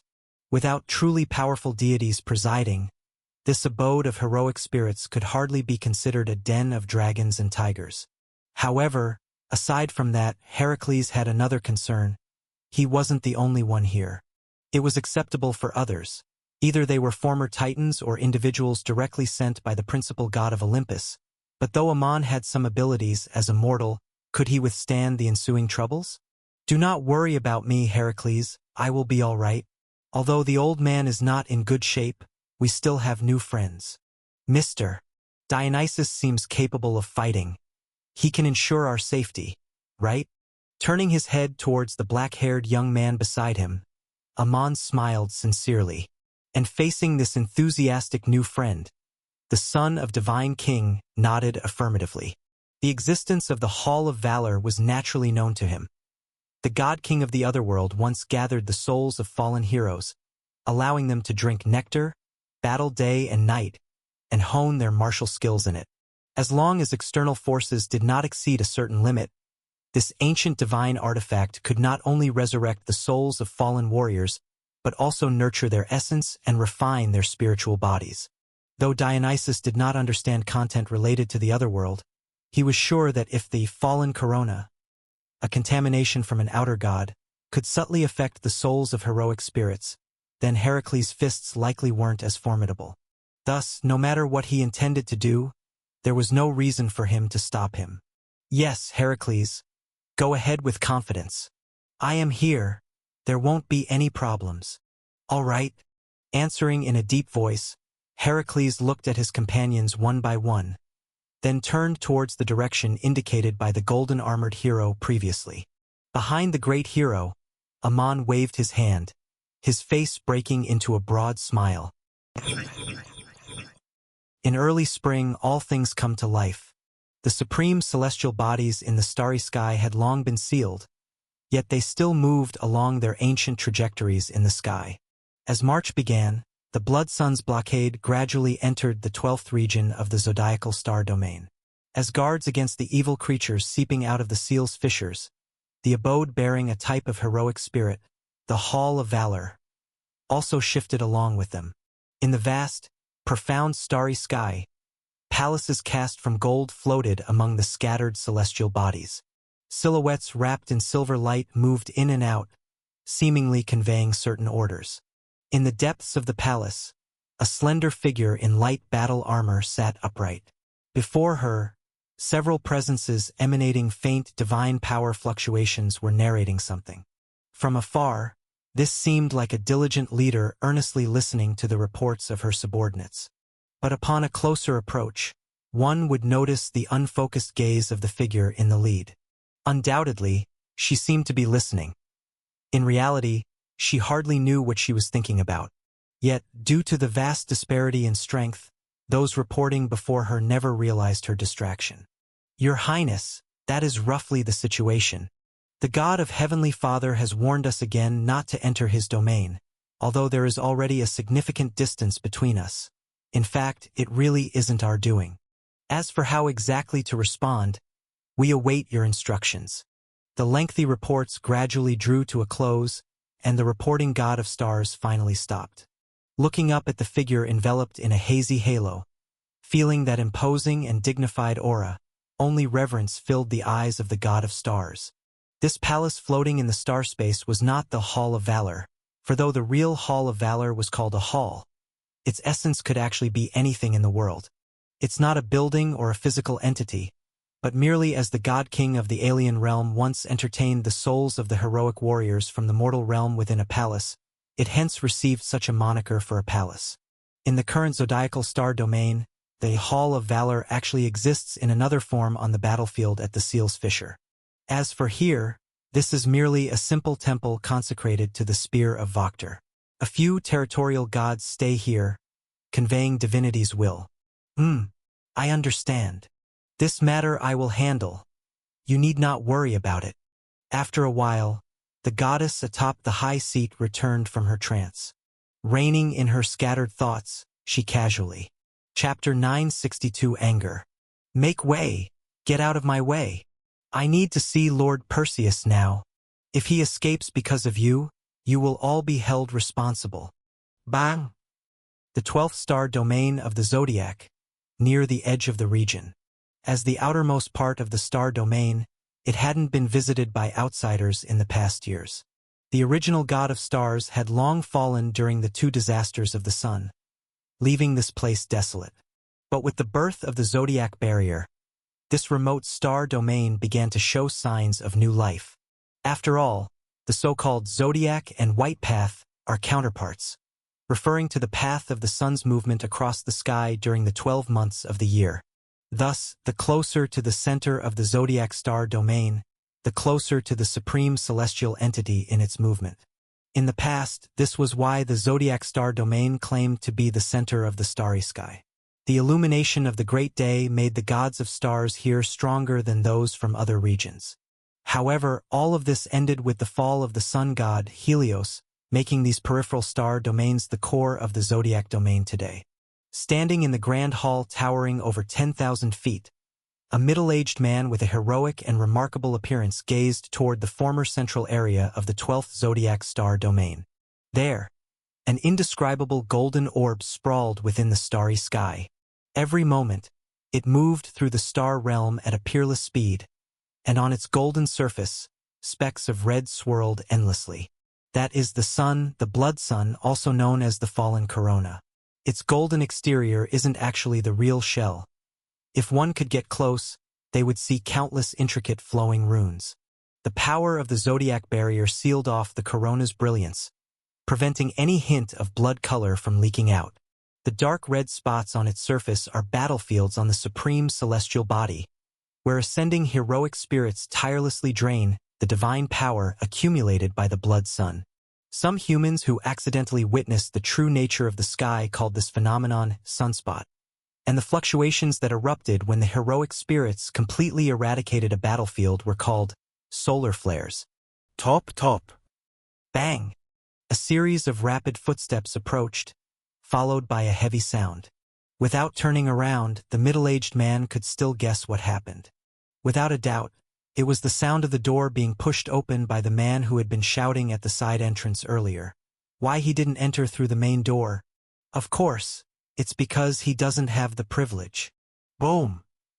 With a sudden change of expression, the moment the golden armored hero, newly resurrected from the Hall of Valor, stepped into the hall, a mighty force struck from the air. On a normal day, the golden armored hero, while not as strong, would not fear just the sheer presence of another. But at this moment, having just revived, he only retained a tenth of his strength. Thud! Kneeling on one knee, straining to support himself against the ground, the golden armored hero did not understand why this was happening. Time seemed to slow down under this immense pressure, and after an unknown duration, he suddenly realized that the middle-aged man who had been standing in the hall had already approached him. Huff! Huff! Lord Perseus, why? I have important matters. Panting heavily, the golden armored hero was full of confusion. He tried to speak, but the middle-aged man in front of him did not give him the chance. He simply dropped a heroic spirit token, symbolic of identity, which bounced twice on the ground before settling next to the golden armored hero's fingers. Only upon seeing the familiar script on the token did the golden armored hero understand. This type of token, bound to each heroic spirit, was originally created by the goddess of wisdom on the foundation of the Hall of Valor, used to record the numerous slayings of evil creatures by each heroic spirit. However, over time, it also gradually became a symbol of identity. The token before the golden armored hero was one that he and another heroic spirit, who had gone on patrol together, had. Clearly, although the golden armored hero was the most powerful among a certain type of heroic spirits, allowing him to become their leader, he was not the only one capable of discerning the special characteristics of the Star Shuttle. Additionally, the stronger the heroic spirit, the longer it takes for their revival, which explains the current situation. Someone had reported their findings to Perseus before him, relegating him to be the latter of the two. My lord, idiot! Bang! A sudden outburst finally brought a flicker of anger over the middle-aged man's calm face. Under his enraged kick, the golden armored hero, who had just resurrected, shattered once again into a spiritual body. Taking a deep breath, looking at the fragmented stardust in front, the golden armored hero returned to the Hall of Valor, waiting for an even longer awakening. But at this moment, the rage in Perseus's heart was still boiling ever more intensely. O Almighty Father God above! He didn't know how foolish this man could be, daring to carry out such an arrogant act. He even dared to bring his little manpower to besiege and steal the divine light of a mortal demigod?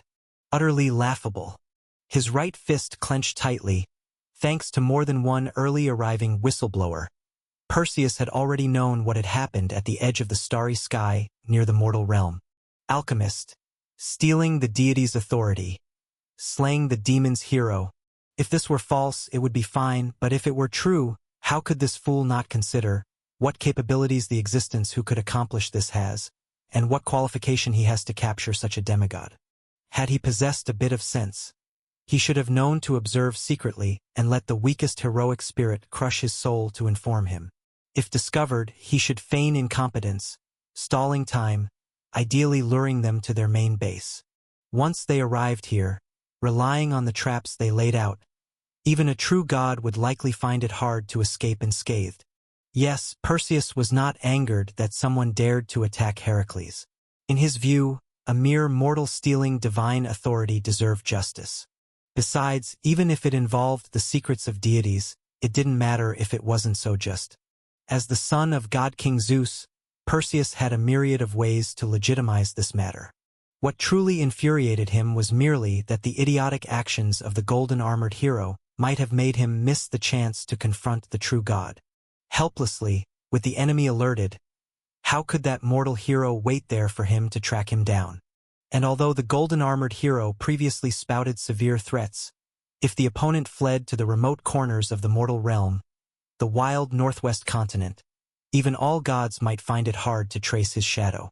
This idiot, incompetent, useless, with your capability, you even dare to covet the authority of a deity, a mere descendant 3 generations removed from divine blood.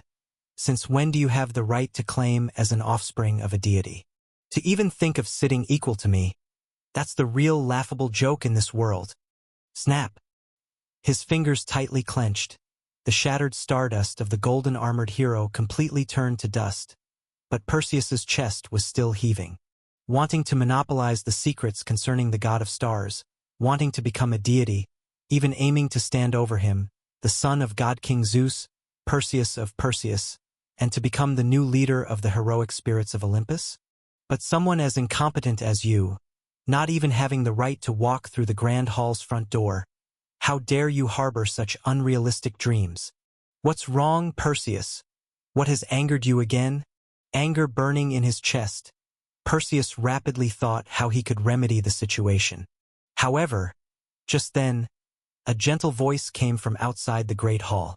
The next moment, a figure clad in a flowing armor stepped slowly through the main door of the great hall.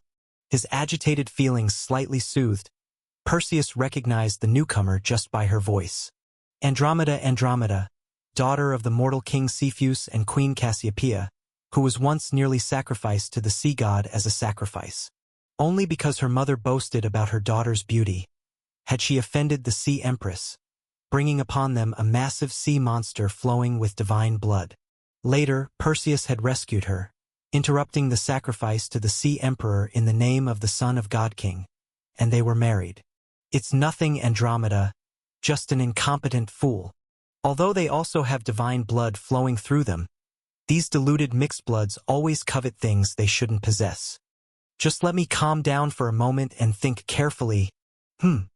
Forcing a smile, Perseus sighed internally. Regardless, he had already lost the best opportunity. Going forward, once the matter escalated, even if Heracles were eventually captured, if he weren't the first to succeed, he couldn't be sure if he'd learn the opponent's secret. But at this moment, as Perseus was preparing to play a long game, he suddenly turned around, looking toward a direction outside the great hall. There, a towering surge of blood energy shot straight into the sky, like the legendary mountain-moving titan, or as if a demon of the western sea holding up the heavens. Chapter 963. Gap. Tat-ata. Who goes there? Halt at once. This is the core of the Sea of Stars. Outsiders must not. Boom! A rainbow shoots across the sky, a punch thrown at the heavens. Amid the boundless expanse of the sea of stars, beyond the brilliance enveloped by the Hall of Valor, the fully armed heroic spirit guard had just spotted Heracles, but what immediately greeted them was a grand pounding fist. Strength enough to shift mountains and rivers weighed heavily in the star space. The great hero held nothing back with this punch.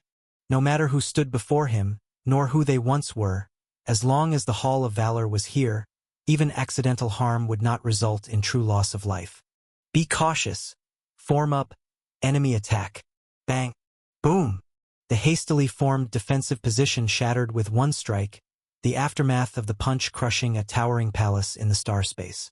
Leaping forward, Heracles charged through the scattering stardust in the sky. Dozens of structures were left in his wake, with no spiritual body able to delay his stride.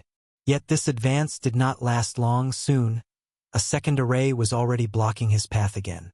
The formation was still slightly disorganized, but compared to the first hastily assembled disarray, this second army formation was already 70 to 80% complete. A grand Pegasus phantom emerged above them, continuously drawing in the scattered starlight around. This was the heroic spirit battle array, the power of the star constellation projection, Pegasus. Heracles slowed his pace and his expression became solemn. Not because of the array patterns ahead, those were nothing to him. However, the great hero could tell that the heroic spirits here probably didn't know who he was. Clearly, the golden-armored hero before might have informed the managers here about his presence. But this information had not yet spread throughout the entire Hall of Valor. Nevertheless, these heroic spirits, who were formidable during their lives and still fought in numerous battles in the star space after death, displayed extraordinary organizational capabilities. Faced with the sudden offensive, they only maintained a moment of disorder before orderly defenses unfolded before Heracles' eyes. With the aid of the Caucasus Divine Eagle's pupil, Heracles' vision seemed to stand above the entire star space. This allowed him to clearly see how swiftly the area, with the Hall of Valor at its core, extending over 100 miles, responded to his sudden intrusion. Hundreds formed a team, just like the previous golden-armored hero, strong heroic spirits acting as captains. Hundreds of large and small battle formations swiftly took shape and then surged towards his location from all directions. And before Heracles, 18 defense lines relying on buildings suspended in the star space quickly formed a barrier, fearlessly blocking the great hero's path to the Hall of Valor. These were the heroic spirits of star space.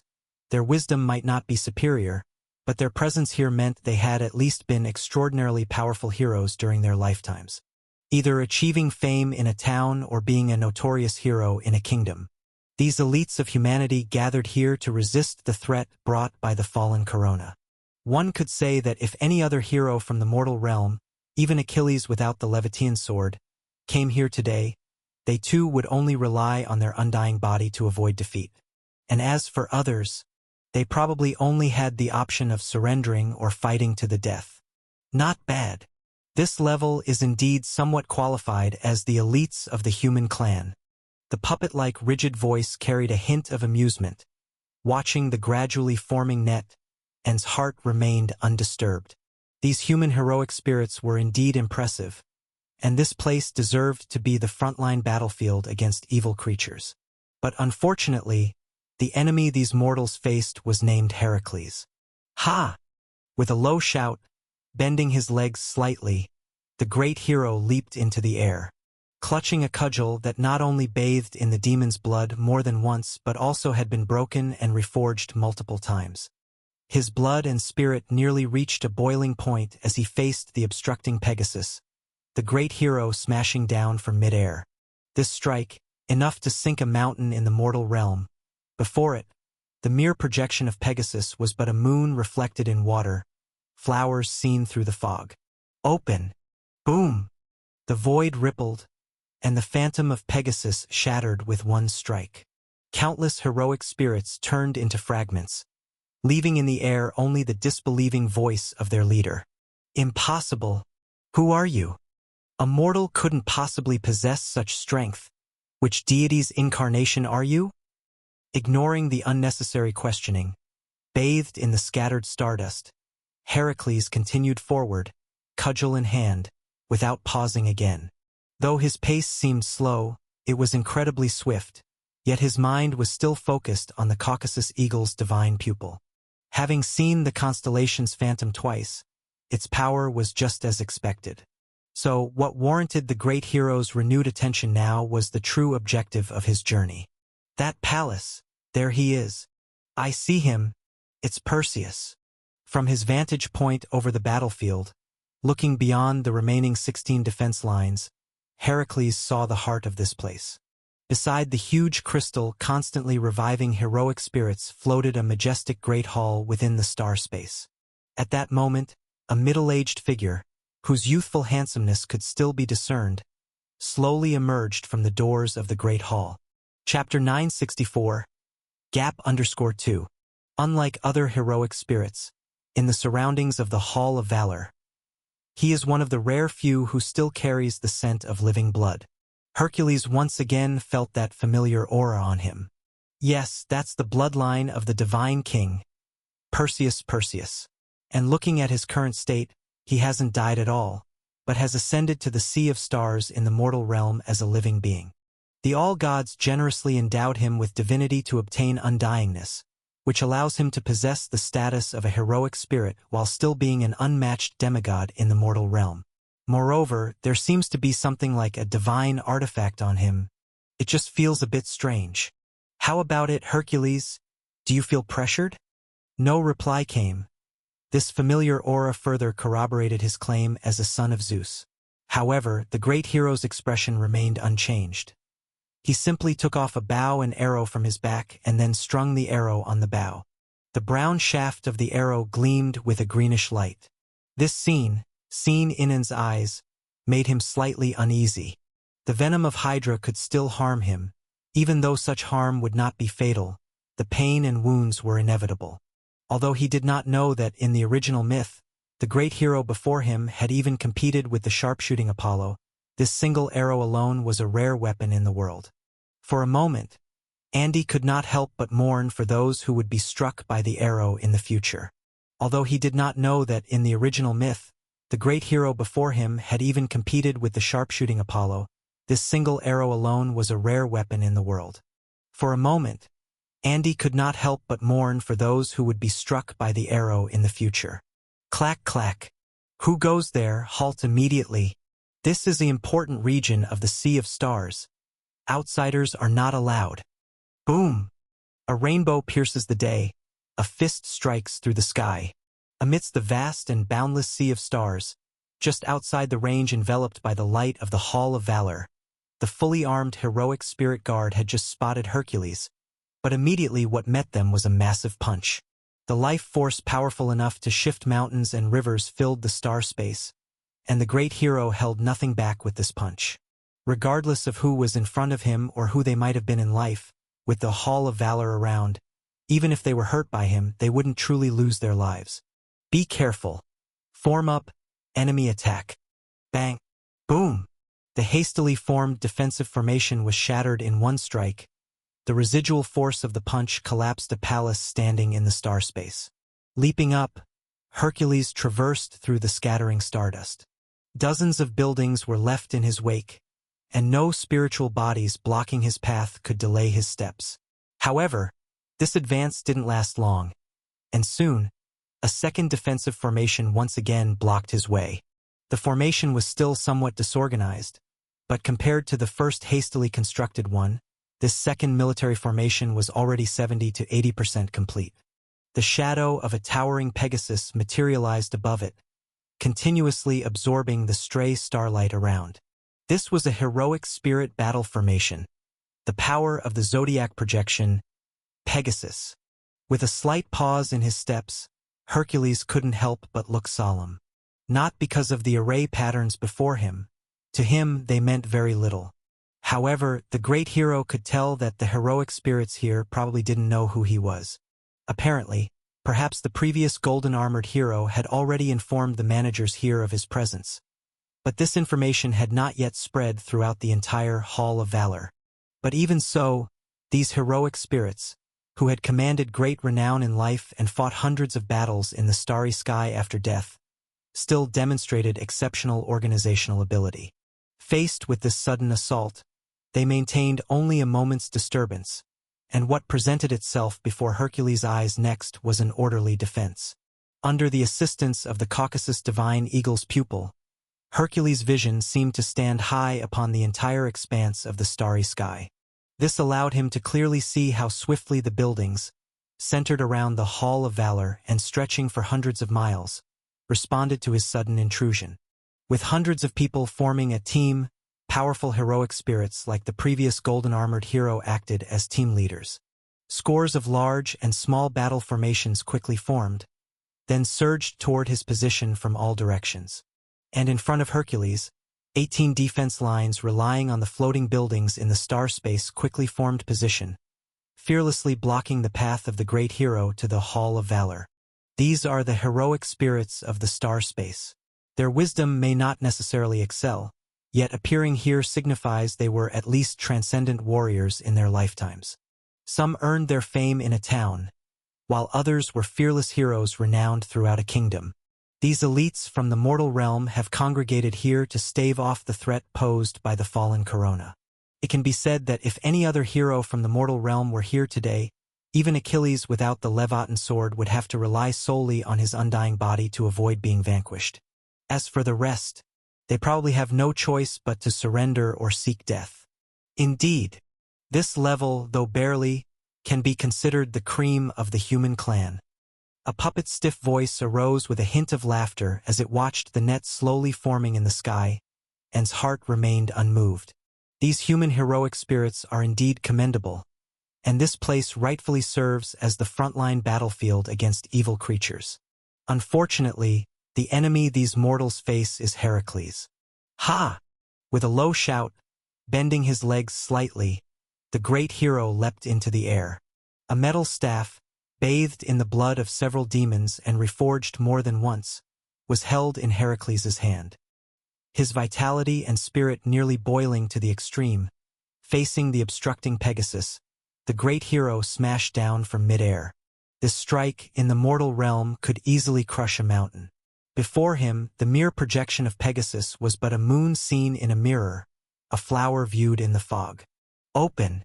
Boom! The void rippled, and the phantom of Pegasus shattered with a blow. Countless heroic spirits again shattered into pieces, leaving only the incredulous voice of their leader hanging in the air. Impossible! Who are you? A mortal could never possess such strength. Are you the incarnation of which deity?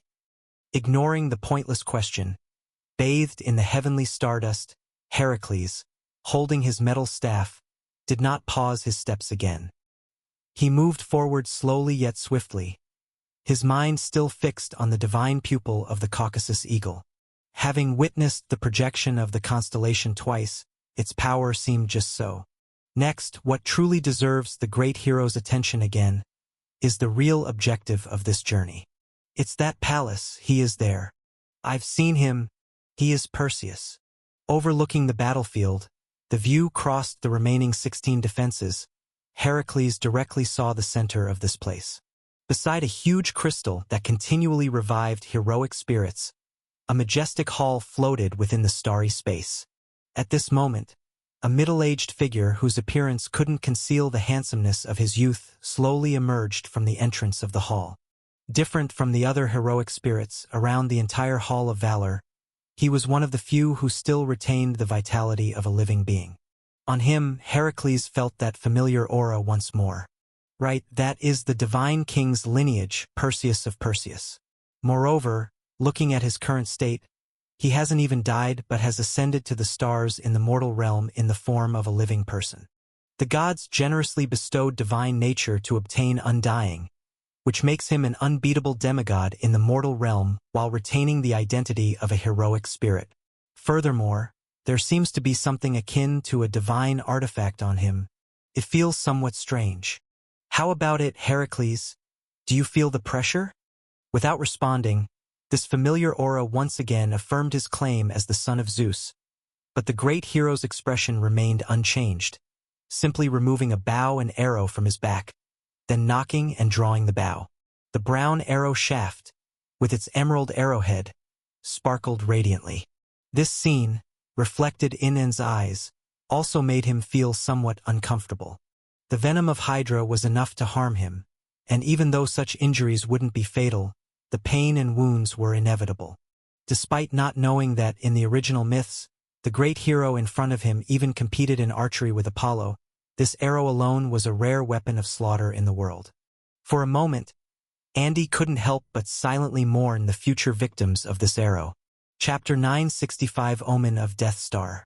Sincerity but with underlying malice. Loudly speaking, these two seemingly contradictory words harmoniously coexist in Perseus. Holding the long sword in his hand, at this moment, the son of the divine king remembered his father, the monarch of Olympus, the king above all gods. He had heard stories about him from the idle chatter of the gods after drinking nectar, and whether he admitted it or not, in Perseus's heart, that was the example he strived to emulate. If the divine king is the lord of all gods, then the territorial deities are the lowliest among the deity race, and the true gods are like dukes and aristocrats. And he, the son of Zeus, is precisely the initiator of the era of demigods' sovereign rights in the mortal world, the most renowned hero. Thus, Perseus built such a grand hall in front of the Hall of Valor in homage to the divine king's palace. He only allowed heroic spirits with the title of constellations to enter through the main gate, for those entities were true gods in his eyes. He even once thought of emulating the system of the 12 Olympian gods, dividing the 12 zodiac star regions into 12 most powerful constellation domains, making them his subjects. However, Perseus clearly did not have the capacity to invade the domains of true gods in the spirit realm, nor did he have that many loyal ministers. Reality was not smooth, but Perseus did not give up because of this. His father also had a time when the position of the 12 main gods could not be filled. Not until he defeated Earth Mother Goddess and killed Typhon with supreme divine power did he truly become the uncontested divine king of the world. So Heracles, this uninvited intruder, are you playing the role of the Earth Mother Goddess, or replacing the existence of the king of all monsters? He did not voice it out, but just like Zeus had once done, at this moment Perseus chose to nobly persuade to surrender. Behind him, Andromeda had already donned the armor of Andromeda, and more heroic spirits gradually closed in. At this moment, the advantageous son of the divine king hoped to subdue this powerful demigod. But the next moment, what met him was only the swing of Heracles' club. A club strike, powerful enough to shatter worlds. Seeing this, Perseus had no choice but to raise his bronze sword to block. After the trials in the mortal world ended, he returned all the divine artifacts he received from the gods except for this war sword from Ares. This was not because the god of craftsmanship was particularly generous, but only because the sword he lent was not a true, complete divine artifact. Clang! Club and bronze sword collided. Both weapons once thirstily drank the blood of demons. However, the next moment, Perseus's expression drastically changed. How could this be? Thud! At the moment of contact, a boundless great force surged through Perseus's arm holding the weapon.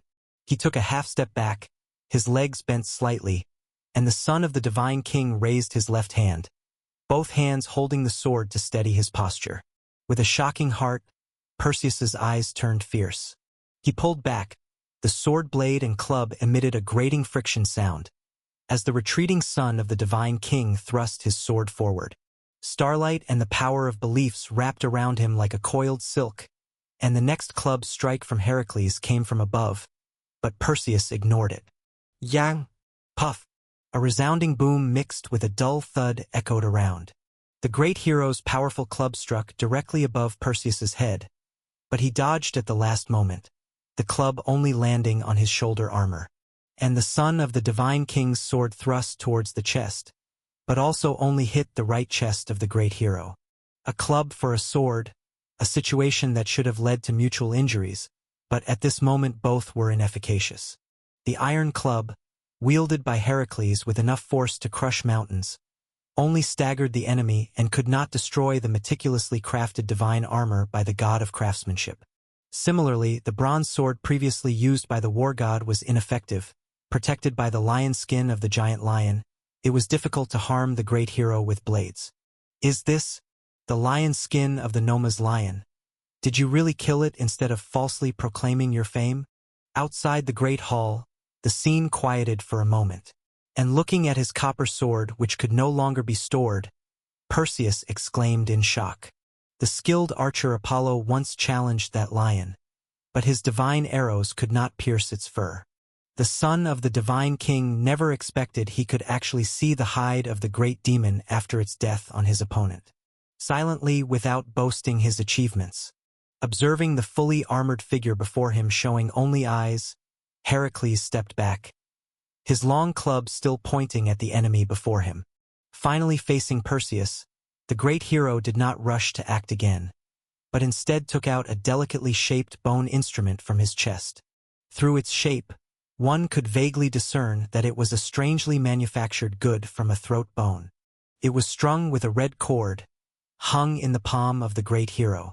Perseus, I have heard of your great reputation in the mortal world. In your life's adventure, you have killed countless harmful demons, thus establishing your fame in the mortal world. But I want to ask you, are each of the demons you killed really demons? Did you kill them for the peace of the mortal world, because they blocked your path, or simply for your own fame? Does it make a difference? Chapter 966 Omen of Death Star _2. First, he was taken aback. Then, a hint of mockery flashed in his eyes. Perseus never expected to hear such a naive and ridiculous question. Do humans need a reason to kill demons? As to whether they are truly demons, a staff exchanged for a sword should have resulted in mutual harm. But at this moment, both failed to achieve any effect. The iron staff in Heracles' swing could sink mountains, yet it only caused the enemy to stagger without being able to destroy the divine armor meticulously cast by the god of craftsmanship. The bronze sword once used by the war god also failed to take effect. Under the protection of the giant lion's skin, the great hero remained unharmed by sword or knife. This is the lion skin of the Noma's lion. Did you actually kill it, and not just falsely proclaim your fame? In front of the grand hall, there was a moment of silence at the scene. Looking at his bronze sword that couldn't be stored anymore, Perseus exclaimed in astonishment. The skilled archer Apollo once challenged that lion, but his divine arrow couldn't pierce through its fur. The son of the divine king never imagined that he could truly see the fur of the great demon postmortem on its body. Silently, without boasting of his own deeds, observing the fully armored figure showing only a pair of eyes, Heracles stepped back, his staff still pointed at the enemy before him. But finally, standing face to face with Perseus, the great hero did not rush to act again but took out a delicately made bone instrument from his chest. Through its appearance, it could vaguely be seen that it was made from a strange hyoid bone, polished into the final product. It was strung on a red cord, resting in the palm of the great hero. Perseus, I have heard of your great name in the mortal realm. In the adventures of your lifetime, you have killed countless harmful demons, thus achieving your fame among humans. But I want to ask you, were all the demons you killed truly demons? Did you kill them for the peace of the mortal realm, because they blocked your path, or simply for your own fame? Is there a difference? First, he was taken aback. Then, a hint of mockery flashed in his eyes. Perseus never expected to hear such a naive and ridiculous question. Do humans need a reason to kill demons? As to whether they are truly demons, sincere yet harboring ill intentions. Speaking loudly, these two seemingly contradictory terms appeared so harmonious on Perseus. With a long sword in hand, at this moment, the son of the god king remembered his father, the monarch of Olympus, the king above all gods. He had heard stories about him from the casual conversations of the drunken all-gods and, whether admitted with his lips or not, those were the role models for Perseus' own efforts. If the divine king is the monarch of all gods, then territorial deities are the commoners among the deity race, true gods are dukes and aristocrats. And he, the son of Zeus, was also precisely the founder of the era of demigod sovereign in the mortal realm, the most renowned hero in the mortal world. Thus, Perseus built this grand hall in front of the Hall of Valor to honor the palace of Divine King. He only allowed those heroic spirits who had received the title of a zodiac to enter through the main door because those beings were the true gods in his eyes. He even once wanted to emulate the system of the 12 Olympian gods, dividing the 12 zodiac star regions into 12 domains of the strongest constellations, and to make them his subjects, allies. However, Perseus clearly lacked the power to encroach on the domains of true gods of the spirit realm, and he didn't have that many loyal ministers either. Reality did not yield smoothly, but Perseus did not give up because of this. Even his father had gone through such times when the places of the 12 main gods could not be filled. Only after he had defeated Mother Earth with supreme divine power and killed Typhon did he truly become the uncontested divine king of the world. So, Heracles, this uninvited intruder, do you represent the role of the Earth Mother Goddess? Or are you taking the place of the king of all monsters? He did not speak out loud, but just as Zeus had done at this moment, Perseus chose a lofty exhortation. Behind him, Andromeda had also donned the armor of the Andromeda constellation, and more heroic spirits gradually surrounded the area. At this time, the son of the divine king, who held the upper hand, would rather subdue this powerful demigod. Yet the next moment, all that met him was Heracles swinging his staff. With a swing from above, a force that could break through everything. Seeing this scene, Perseus had no choice but to raise his bronze sword to defend. Once his trials in the mortal realm had ended, he had returned all the divine artifacts bestowed upon him by all the gods, except for the sword from Ares that remained in his possession.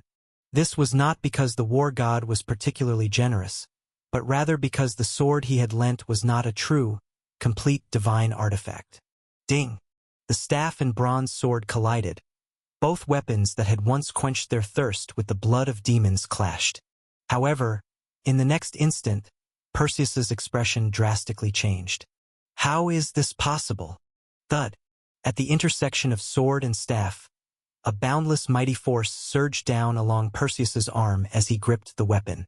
Taking half a step back, bending his legs slightly, the son of the God King raised his left hand, wielding the sword with both hands to steady himself.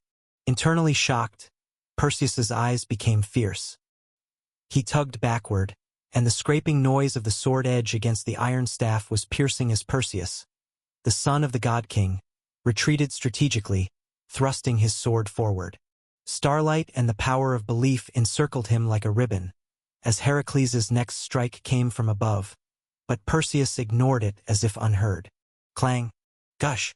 A resounding clang echoed, mixed with a dull noise resembling that of leather being pierced. The great hero's powerful swing aimed straight for Perseus's head but was instead dodged at the last second, striking only upon his shoulder armor. While the son of the God King's sword thrust went straight toward the chest, it also merely hit the great hero's right chest. A swap of staff for sword should have led to mutual destruction, but at this moment, both attacks were in vain. The iron staff, wielded by Heracles, could shatter mountains, yet only caused his foe to stumble, unable to destroy the finely crafted armor by the god of craftsmanship. Likewise, the bronze sword, once wielded by the war god, was ineffective, as under the protection of the giant lion's skin, the great hero remained unscathed by blade or sword. This is the Noma's lion's skin. Did you really kill it, rather than falsely spreading your fame? Before the great hall, silence fell upon the scene momentarily. Watching his sword unable to penetrate further, Perseus exclaimed in astonishment. The well-shooting Apollo had once challenged that lion, but even his divine arrows could not pierce its fur. The son of the God King had never expected that he would indeed see the hide of the great demon on his opponent. Silently, without boasting of his accomplishments, observing the full-body divine armor that only showed eyes, Heracles took a step back, his long staff still aimed at his opponent from a distance. But now, standing face to face with Perseus, the great hero did not rush to strike again, but rather took from his chest an intricately carved bone musical instrument. Through its structure, one could vaguely discern it was a flute crafted from an odd throat bone. Strung up with a red cord, it lay in the palm of the great hero. Perseus, I have heard of your fame in the mortal world. In your life's adventures, you have slain countless harmful demons, and in doing so, established your fame among men. But I want to ask you, were all those you killed truly demons? Did you slay them for the peace of the mortal realm, because they impeded your path, or merely for your own fame? Does it make a difference? First, he was taken aback. Then a hint of mockery flashed in his eyes. Perseus had not expected to hear such an innocent and ludicrous question. Do humans need a reason to kill demons? As for whether they were truly demons. Chapter 967. Taking one's place in death and life. That is, what? Muttering to himself, it would have been fine if he hadn't noticed it before. But when Dionysus caught sight of that faintly visible red, following Amon's hint, a sense of oppression surged into his heart without knowledge of when it started. Standing here, that unknown thing seemed so tiny. But considering the distance between the two, that unknown entity was likely as large as the stars. The red gleam flickered like a blinking eye, and with every flicker, the nameless celestial body seemed to traverse billions of miles across the star domain. After observing for a moment, Dionysus came to another conclusion. No, it's not heading towards us, or rather, our location is merely a passing-by point for it at best. It's being drawn to something. Its true destination is the Hall of Valor, not the edge of the star realm where we are. Speaking solemnly, he corrected Amon's statement. According to the red dot's trajectory, they were indeed not directly ahead. However, as he came to this conclusion, Dionysus's expression grew even more grave. Attracted by something, a red star moving through the stars, inducing such intense unease.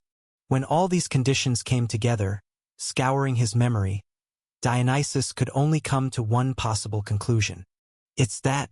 It is drawn here by the demon aura on Heracles and the fallen Corona in the zodiac barrier. They reside at the same spot, hence they were sensed by the other. Amon, I'm afraid we're truly in trouble. What is it? Raising an eyebrow, Amon asked. It is also a child of Typhon, but it was born after its death.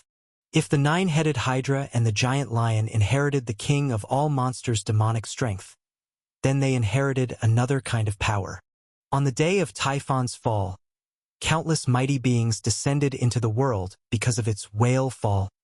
It is one of them, the ancient evil, star of death omens. His complexion not looking too good, Dionysus never imagined that on his first day venturing into the starry sky, he would encounter an ancient evil being, and what made him even more troubled was that he was not a match for it. Not just he himself, but even Heracles might not be able to overcome it. After all, unlike those demons with unique abnormal powers, who could be deceptively dubbed as extreme oddities, defeating them could be done with tricks. Once their unique mechanisms are deciphered, it might not be impossible to win despite a lack of strength. However, against an ancient evil being, those methods are nothing but futile. Not to mention their special abilities, their strength alone is solidly on the true god level. Damn it, according to the records of the Olympian pantheon, since Typhon's fall, those mighty and undying ancient evil beings scattered across the world at the moment of their birth. Like this one born on an ancient star, it has hidden in the depths of the starry sky, not reappearing for thousands of years. No one expected it to suddenly appear today, and given its speed, Dionysus and his companions definitely couldn't avoid it. To fight, he certainly wouldn't win. To die, naturally, it wouldn't come to that. To prevent his godhood-less offspring from perishing midway on the journey alongside Heracles, Zeus had long left life-saving means within Dionysus. But if he himself could live, what about the other two? For whatever reason, if Heracles just went out and returned to find that all his teammates, except for a newcomer like himself, had died, then no matter how he would explain it later, it might be impossible to regain his trust. Amon, you go back first. Making a decisive judgment on the current situation, Dionysus spoke resolutely. Go back. And you? Of course I will stay. Don't worry. I have my own means. You shouldn't forget how I came here. If there's real danger, I won't be harmed. Nonchalantly responding, although he had some fondness for this passionate young man, Dionysus didn't think the other could help with this matter. Ancient evil beings, even the weaker ones among them, could often rely on their terrible contamination and undying life to contend with weak divine power. And those strong entities, just look at the sealed fallen corona to comprehend what they are capable of. So now, it seems, he can only find his own way to stop the omen of Death Star from approaching. At the very least, he can't let these two fellows die here. It's fine, after all, I can't die. If even the Father God's measures don't work, at most I will deplete my divine power and fall into eternal sleep. Then there will be a day when I'm rescued, and it probably won't take too long. Watching Amon not argue but obediently return to the star shuttle, Dionysus let out a sigh of relief, but also couldn't help feeling a bit disappointed. Faced with a life and death crisis, this passionate young man still chose to preserve himself, but that was exactly what Dionysus wanted. After this experience, he should be able to eliminate his status as a new member and fully integrate into the team.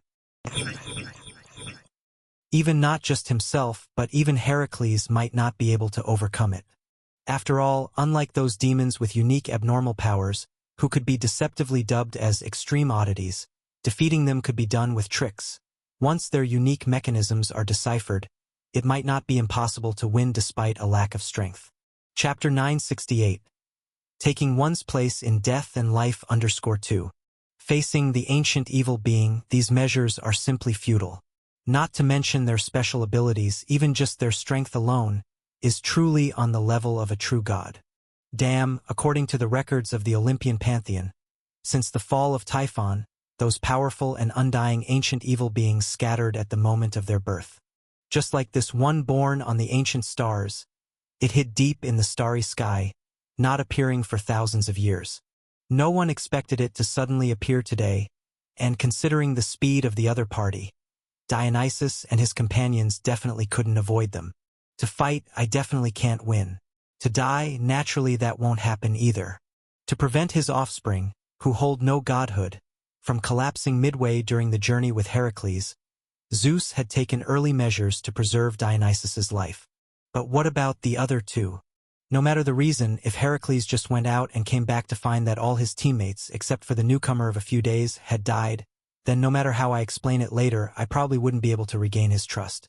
Amon, you go back first. Making a decisive decision, after judging the current situation, Dionysus firmly said. Go back? But what about you? I of course will stay.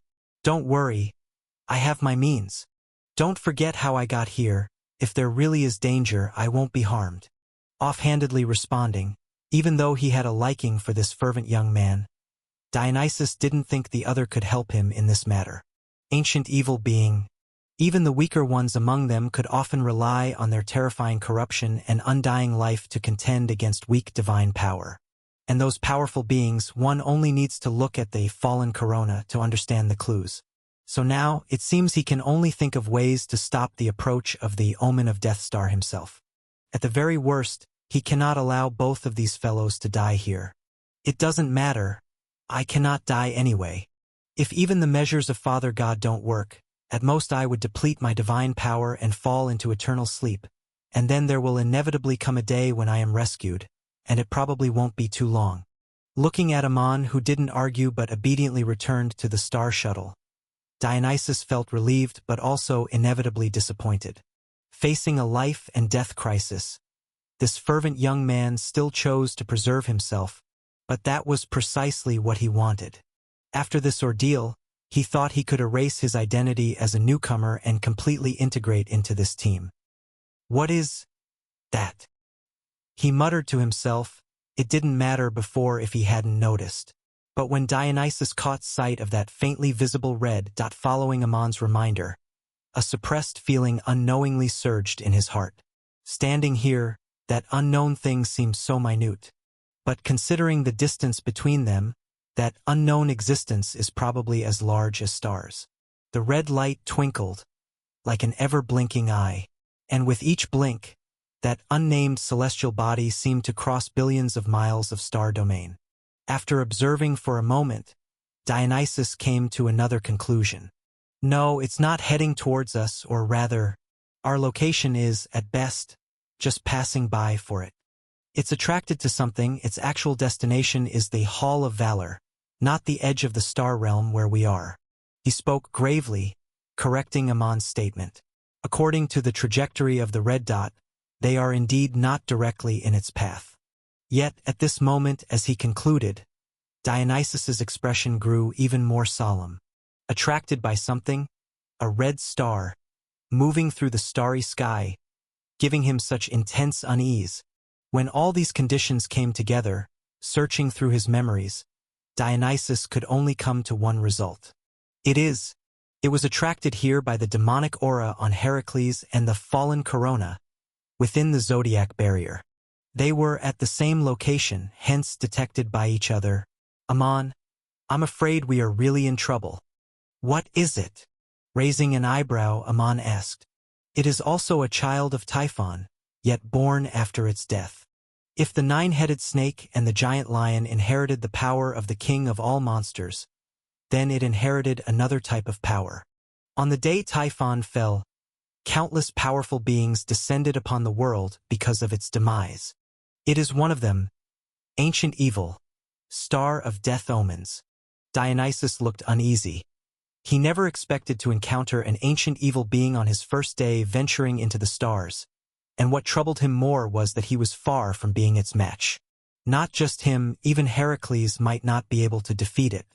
After all, unlike those demons with unique and extreme abnormal powers, which can be tricked by understanding their unique mechanisms, these methods are ineffective against ancient evil beings. Not to mention their special abilities, their strength alone is genuinely at the true god level. Damn, it is recorded in the Olympian pantheon that since Typhon's fall, those mighty and undying ancient evils scattered immediately upon their birth. Like this one, born from ancient stars, hiding deep in the starry sky, unseen for thousands of years. No one expected it to appear suddenly today, and given its speed, Dionysus and his people would definitely not be able to avoid it. To fight, he definitely could not overcome. To die, naturally, wasn't necessary either. To prevent his non-godhood-bearing offspring from collapsing mid-journey while accompanying Heracles, Zeus had long implanted a life-saving method in Dionysus. But what about the other two? Regardless of the reason, if Heracles were to find out after a short venture that all his teammates were dead except for him, a newcomer of merely a few days, no matter the explanation, Dionysus doubted he could ever regain his trust. Amon, you go back first. Making a quick decision upon assessing the situation, Dionysus said decisively. Go back, what about you? I will stay. Don't worry. I have my ways. Don't forget how I got here. If I really face danger, I won't be harmed.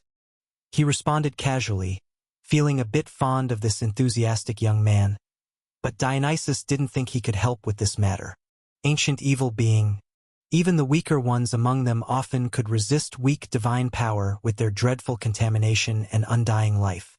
And for those stronger beings, just looking at the sealed, fallen corona reveals some clues. Now it seems he can only think of a way to stop the approach of the omen of Death Star by himself. At worst, he cannot allow both of these folks to die here. It's also no problem, as I cannot die. If even Father God's methods don't work, at most I'll exhaust my divine power and fall into eternal sleep. And there will definitely come a day when I am saved, and it won't even take too long. Seeing that Amon did not argue but obediently returned to the star shuttle, Dionysus sighed in relief but also felt inevitably disappointed. Facing a life-and-death crisis, this enthusiastic young man still chose to preserve himself, but this is exactly what he wanted.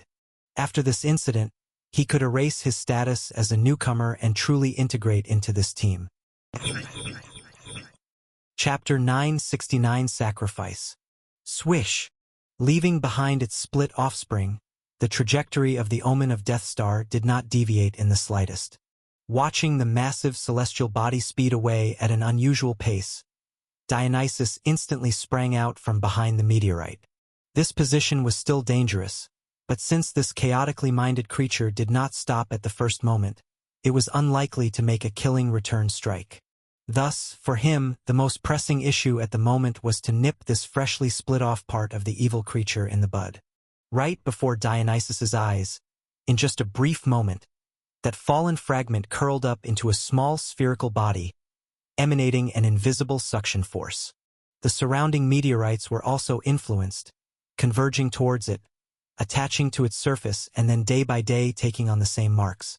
This was the contaminating power of the evil creature. Give it a seed, and soon it would return to you a forest. Dionysus did not know whether the ancient titans in the depths of the stars had ever encountered the omen of Death Star, or if they were troubled by it. But at least for him, it was necessary to quickly eliminate this split off from the main body of the planet. He took out a short stick from his chest, which soon transformed into a scepter with a flower crown at the top. Vine-like patterns reminiscent of grapevines twined upward, almost like runes embedded in the body of the scepter.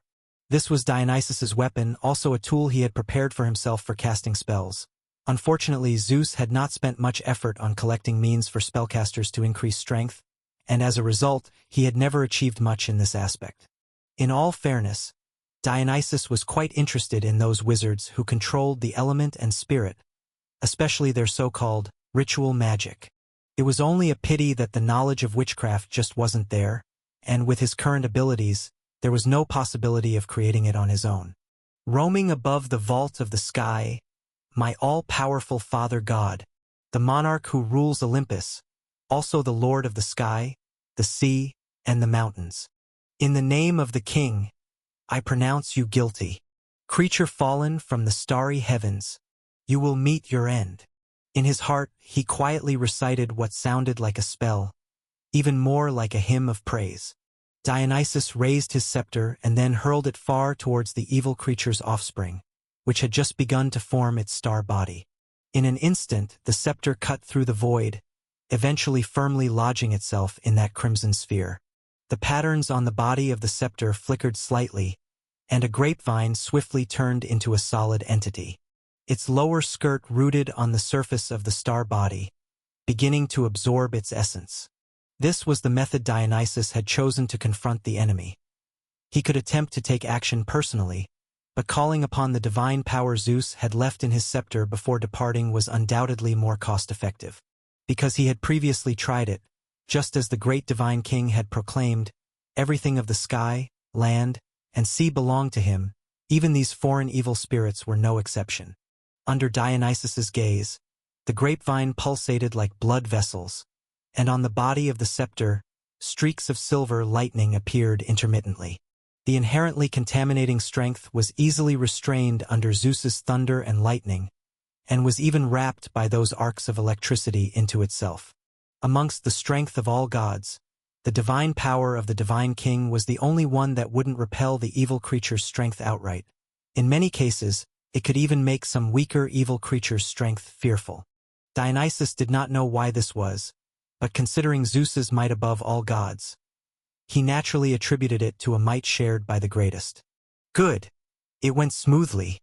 Next, as long as the omen of Death Star does not react differently, then the trouble here can be easily overcome. Under the strength of the Father God, as long as it is not the ancient evil being itself, nothing poses much of a problem to me. Swish! Leaving behind its split offspring, the trajectory of the omen of Death Star did not deviate in the slightest. Watching the massive celestial body speed away at an unusual pace, Dionysus instantly sprang out from behind the meteorite.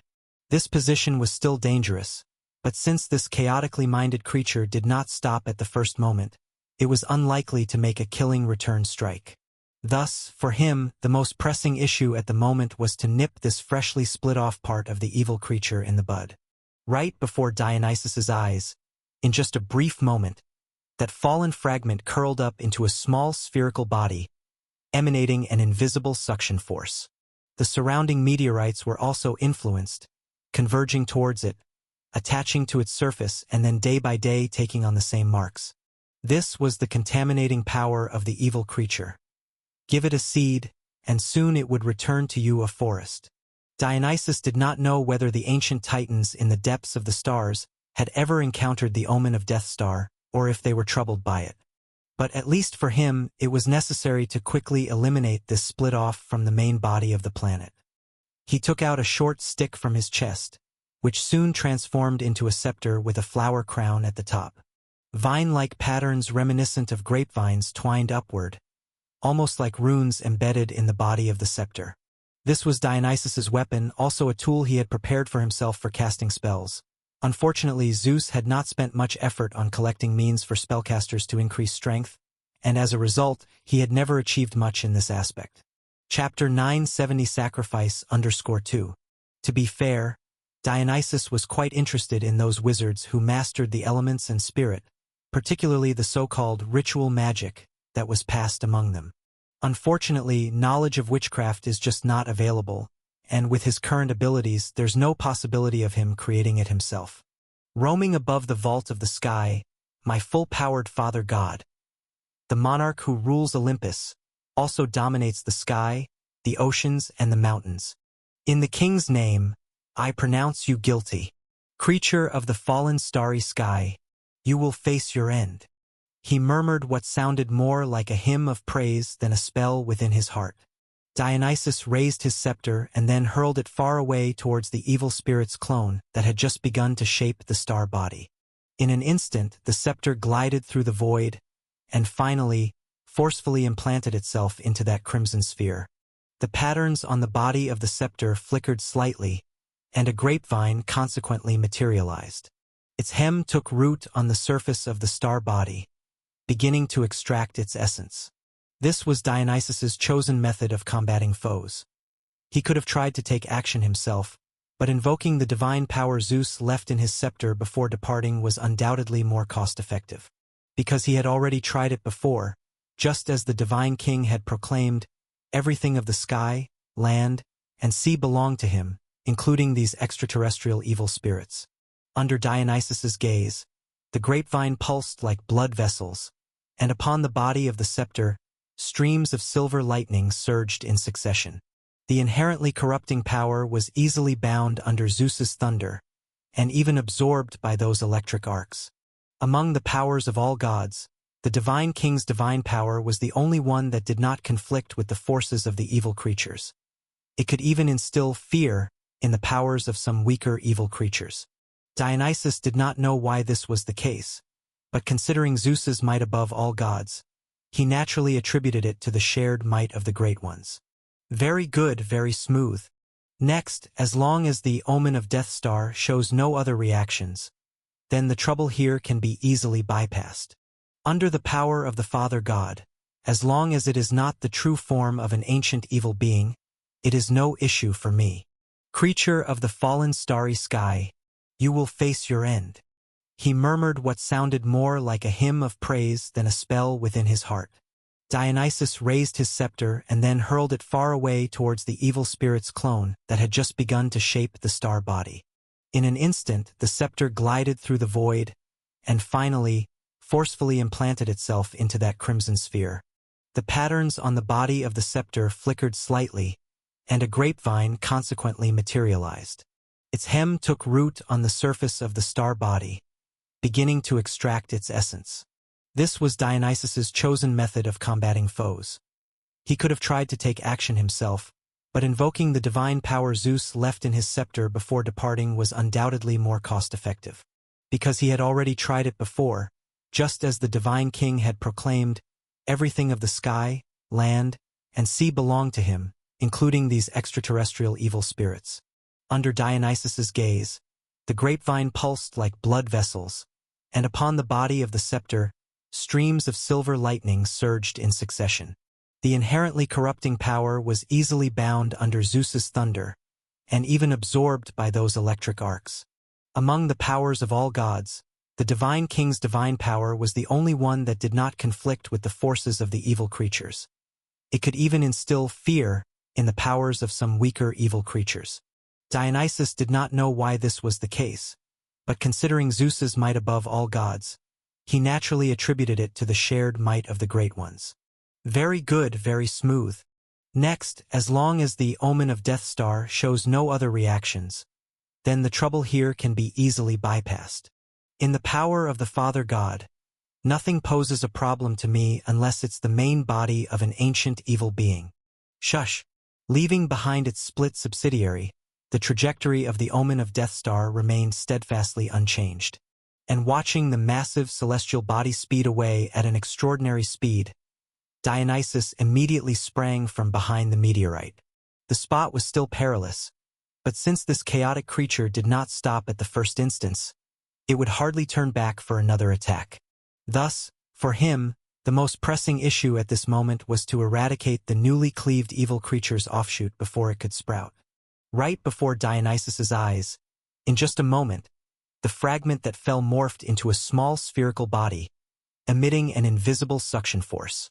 The surrounding meteorites, affected by it, gathered towards it, adhering to its surface and soon took on the same markings. This was the invasive power of the evil creatures. Give it a seed, and it will quickly return a forest. Dionysus didn't know if the ancient titans deep in the starry sky had ever encountered the omen of Death Star or had been troubled by it. But at least for him, he needed to swiftly eliminate this avatar that had fallen from the main body of the star. He pulled out a short stick from his bosom, which, in a brief moment, transformed into a scepter topped with a flower crown. Vine-like patterns, resembling grapevines, spiraled up it, like runes embedded onto the scepter's body. This was Dionysus's weapon and also the tool he had originally prepared for casting spells. It was just unfortunate Zeus hadn't spent much effort in gathering ways to amplify the strength of spellcasters, hence he had never achieved much in this regard. Frankly, Dionysus was intrigued by those wizards who controlled elements and spirit, especially the ritual magic passed among them. Unfortunately, if knowledge of witchcraft was absent with his current abilities, there was also no possibility to create it himself. Sovereign in the vault of heaven, my almighty Father, the monarch who rules Olympus, and also the skies, the seas, and the mountains. In the king's name, I declare you guilty. Creature falling from the starry sky, you shall meet your end. In his heart, he quietly recited what seemed more like a spell, almost akin to an ode of praise. Dionysus raised his scepter, then cast it far towards the nascent star body of the evil spirit's avatar. In a blink, the scepter cut through the void, finally embedding itself stormily into the crimson sphere. The patterns on the staff twinkled faintly, and a vine-like tendril soon materialized. Its hem took root on the surface of the star body, beginning to absorb its essence. This was the method Dionysus chose to combat his enemy. It wasn't that he couldn't try a hands-on approach, but calling upon the divine power that Zeus had left in his scepter before leaving was undoubtedly more cost-effective. Because he had tried before, as the mighty divine king had proclaimed, everything in the heavens, earth, and seas belongs to him. Even these extraterrestrial evil spirits were no exception. Under Dionysus's watch, the grapevine pulsated like blood vessels, and on the staff, streaks of silver lightning flashed ceaselessly. The inherently corrupting power was easily bound under Zeus's thunder, and even the electrical arcs were wrapped into its being. Among the powers of all gods, the divine king's divine power was the only one that did not completely repel the evil creature's strength. In fact, many times, it could make some weaker evil creature's power feel fear. Dionysus didn't know why this was, but considering Zeus's superior strength above all gods, he naturally attributed it to the might shared by the Great Ones. Very good, very smooth. Next, as long as the omen of Death Star shows no other response, then the trouble here can be easily overcome. In the power of the Father God, nothing poses a problem to me unless it's the main body of an ancient evil being.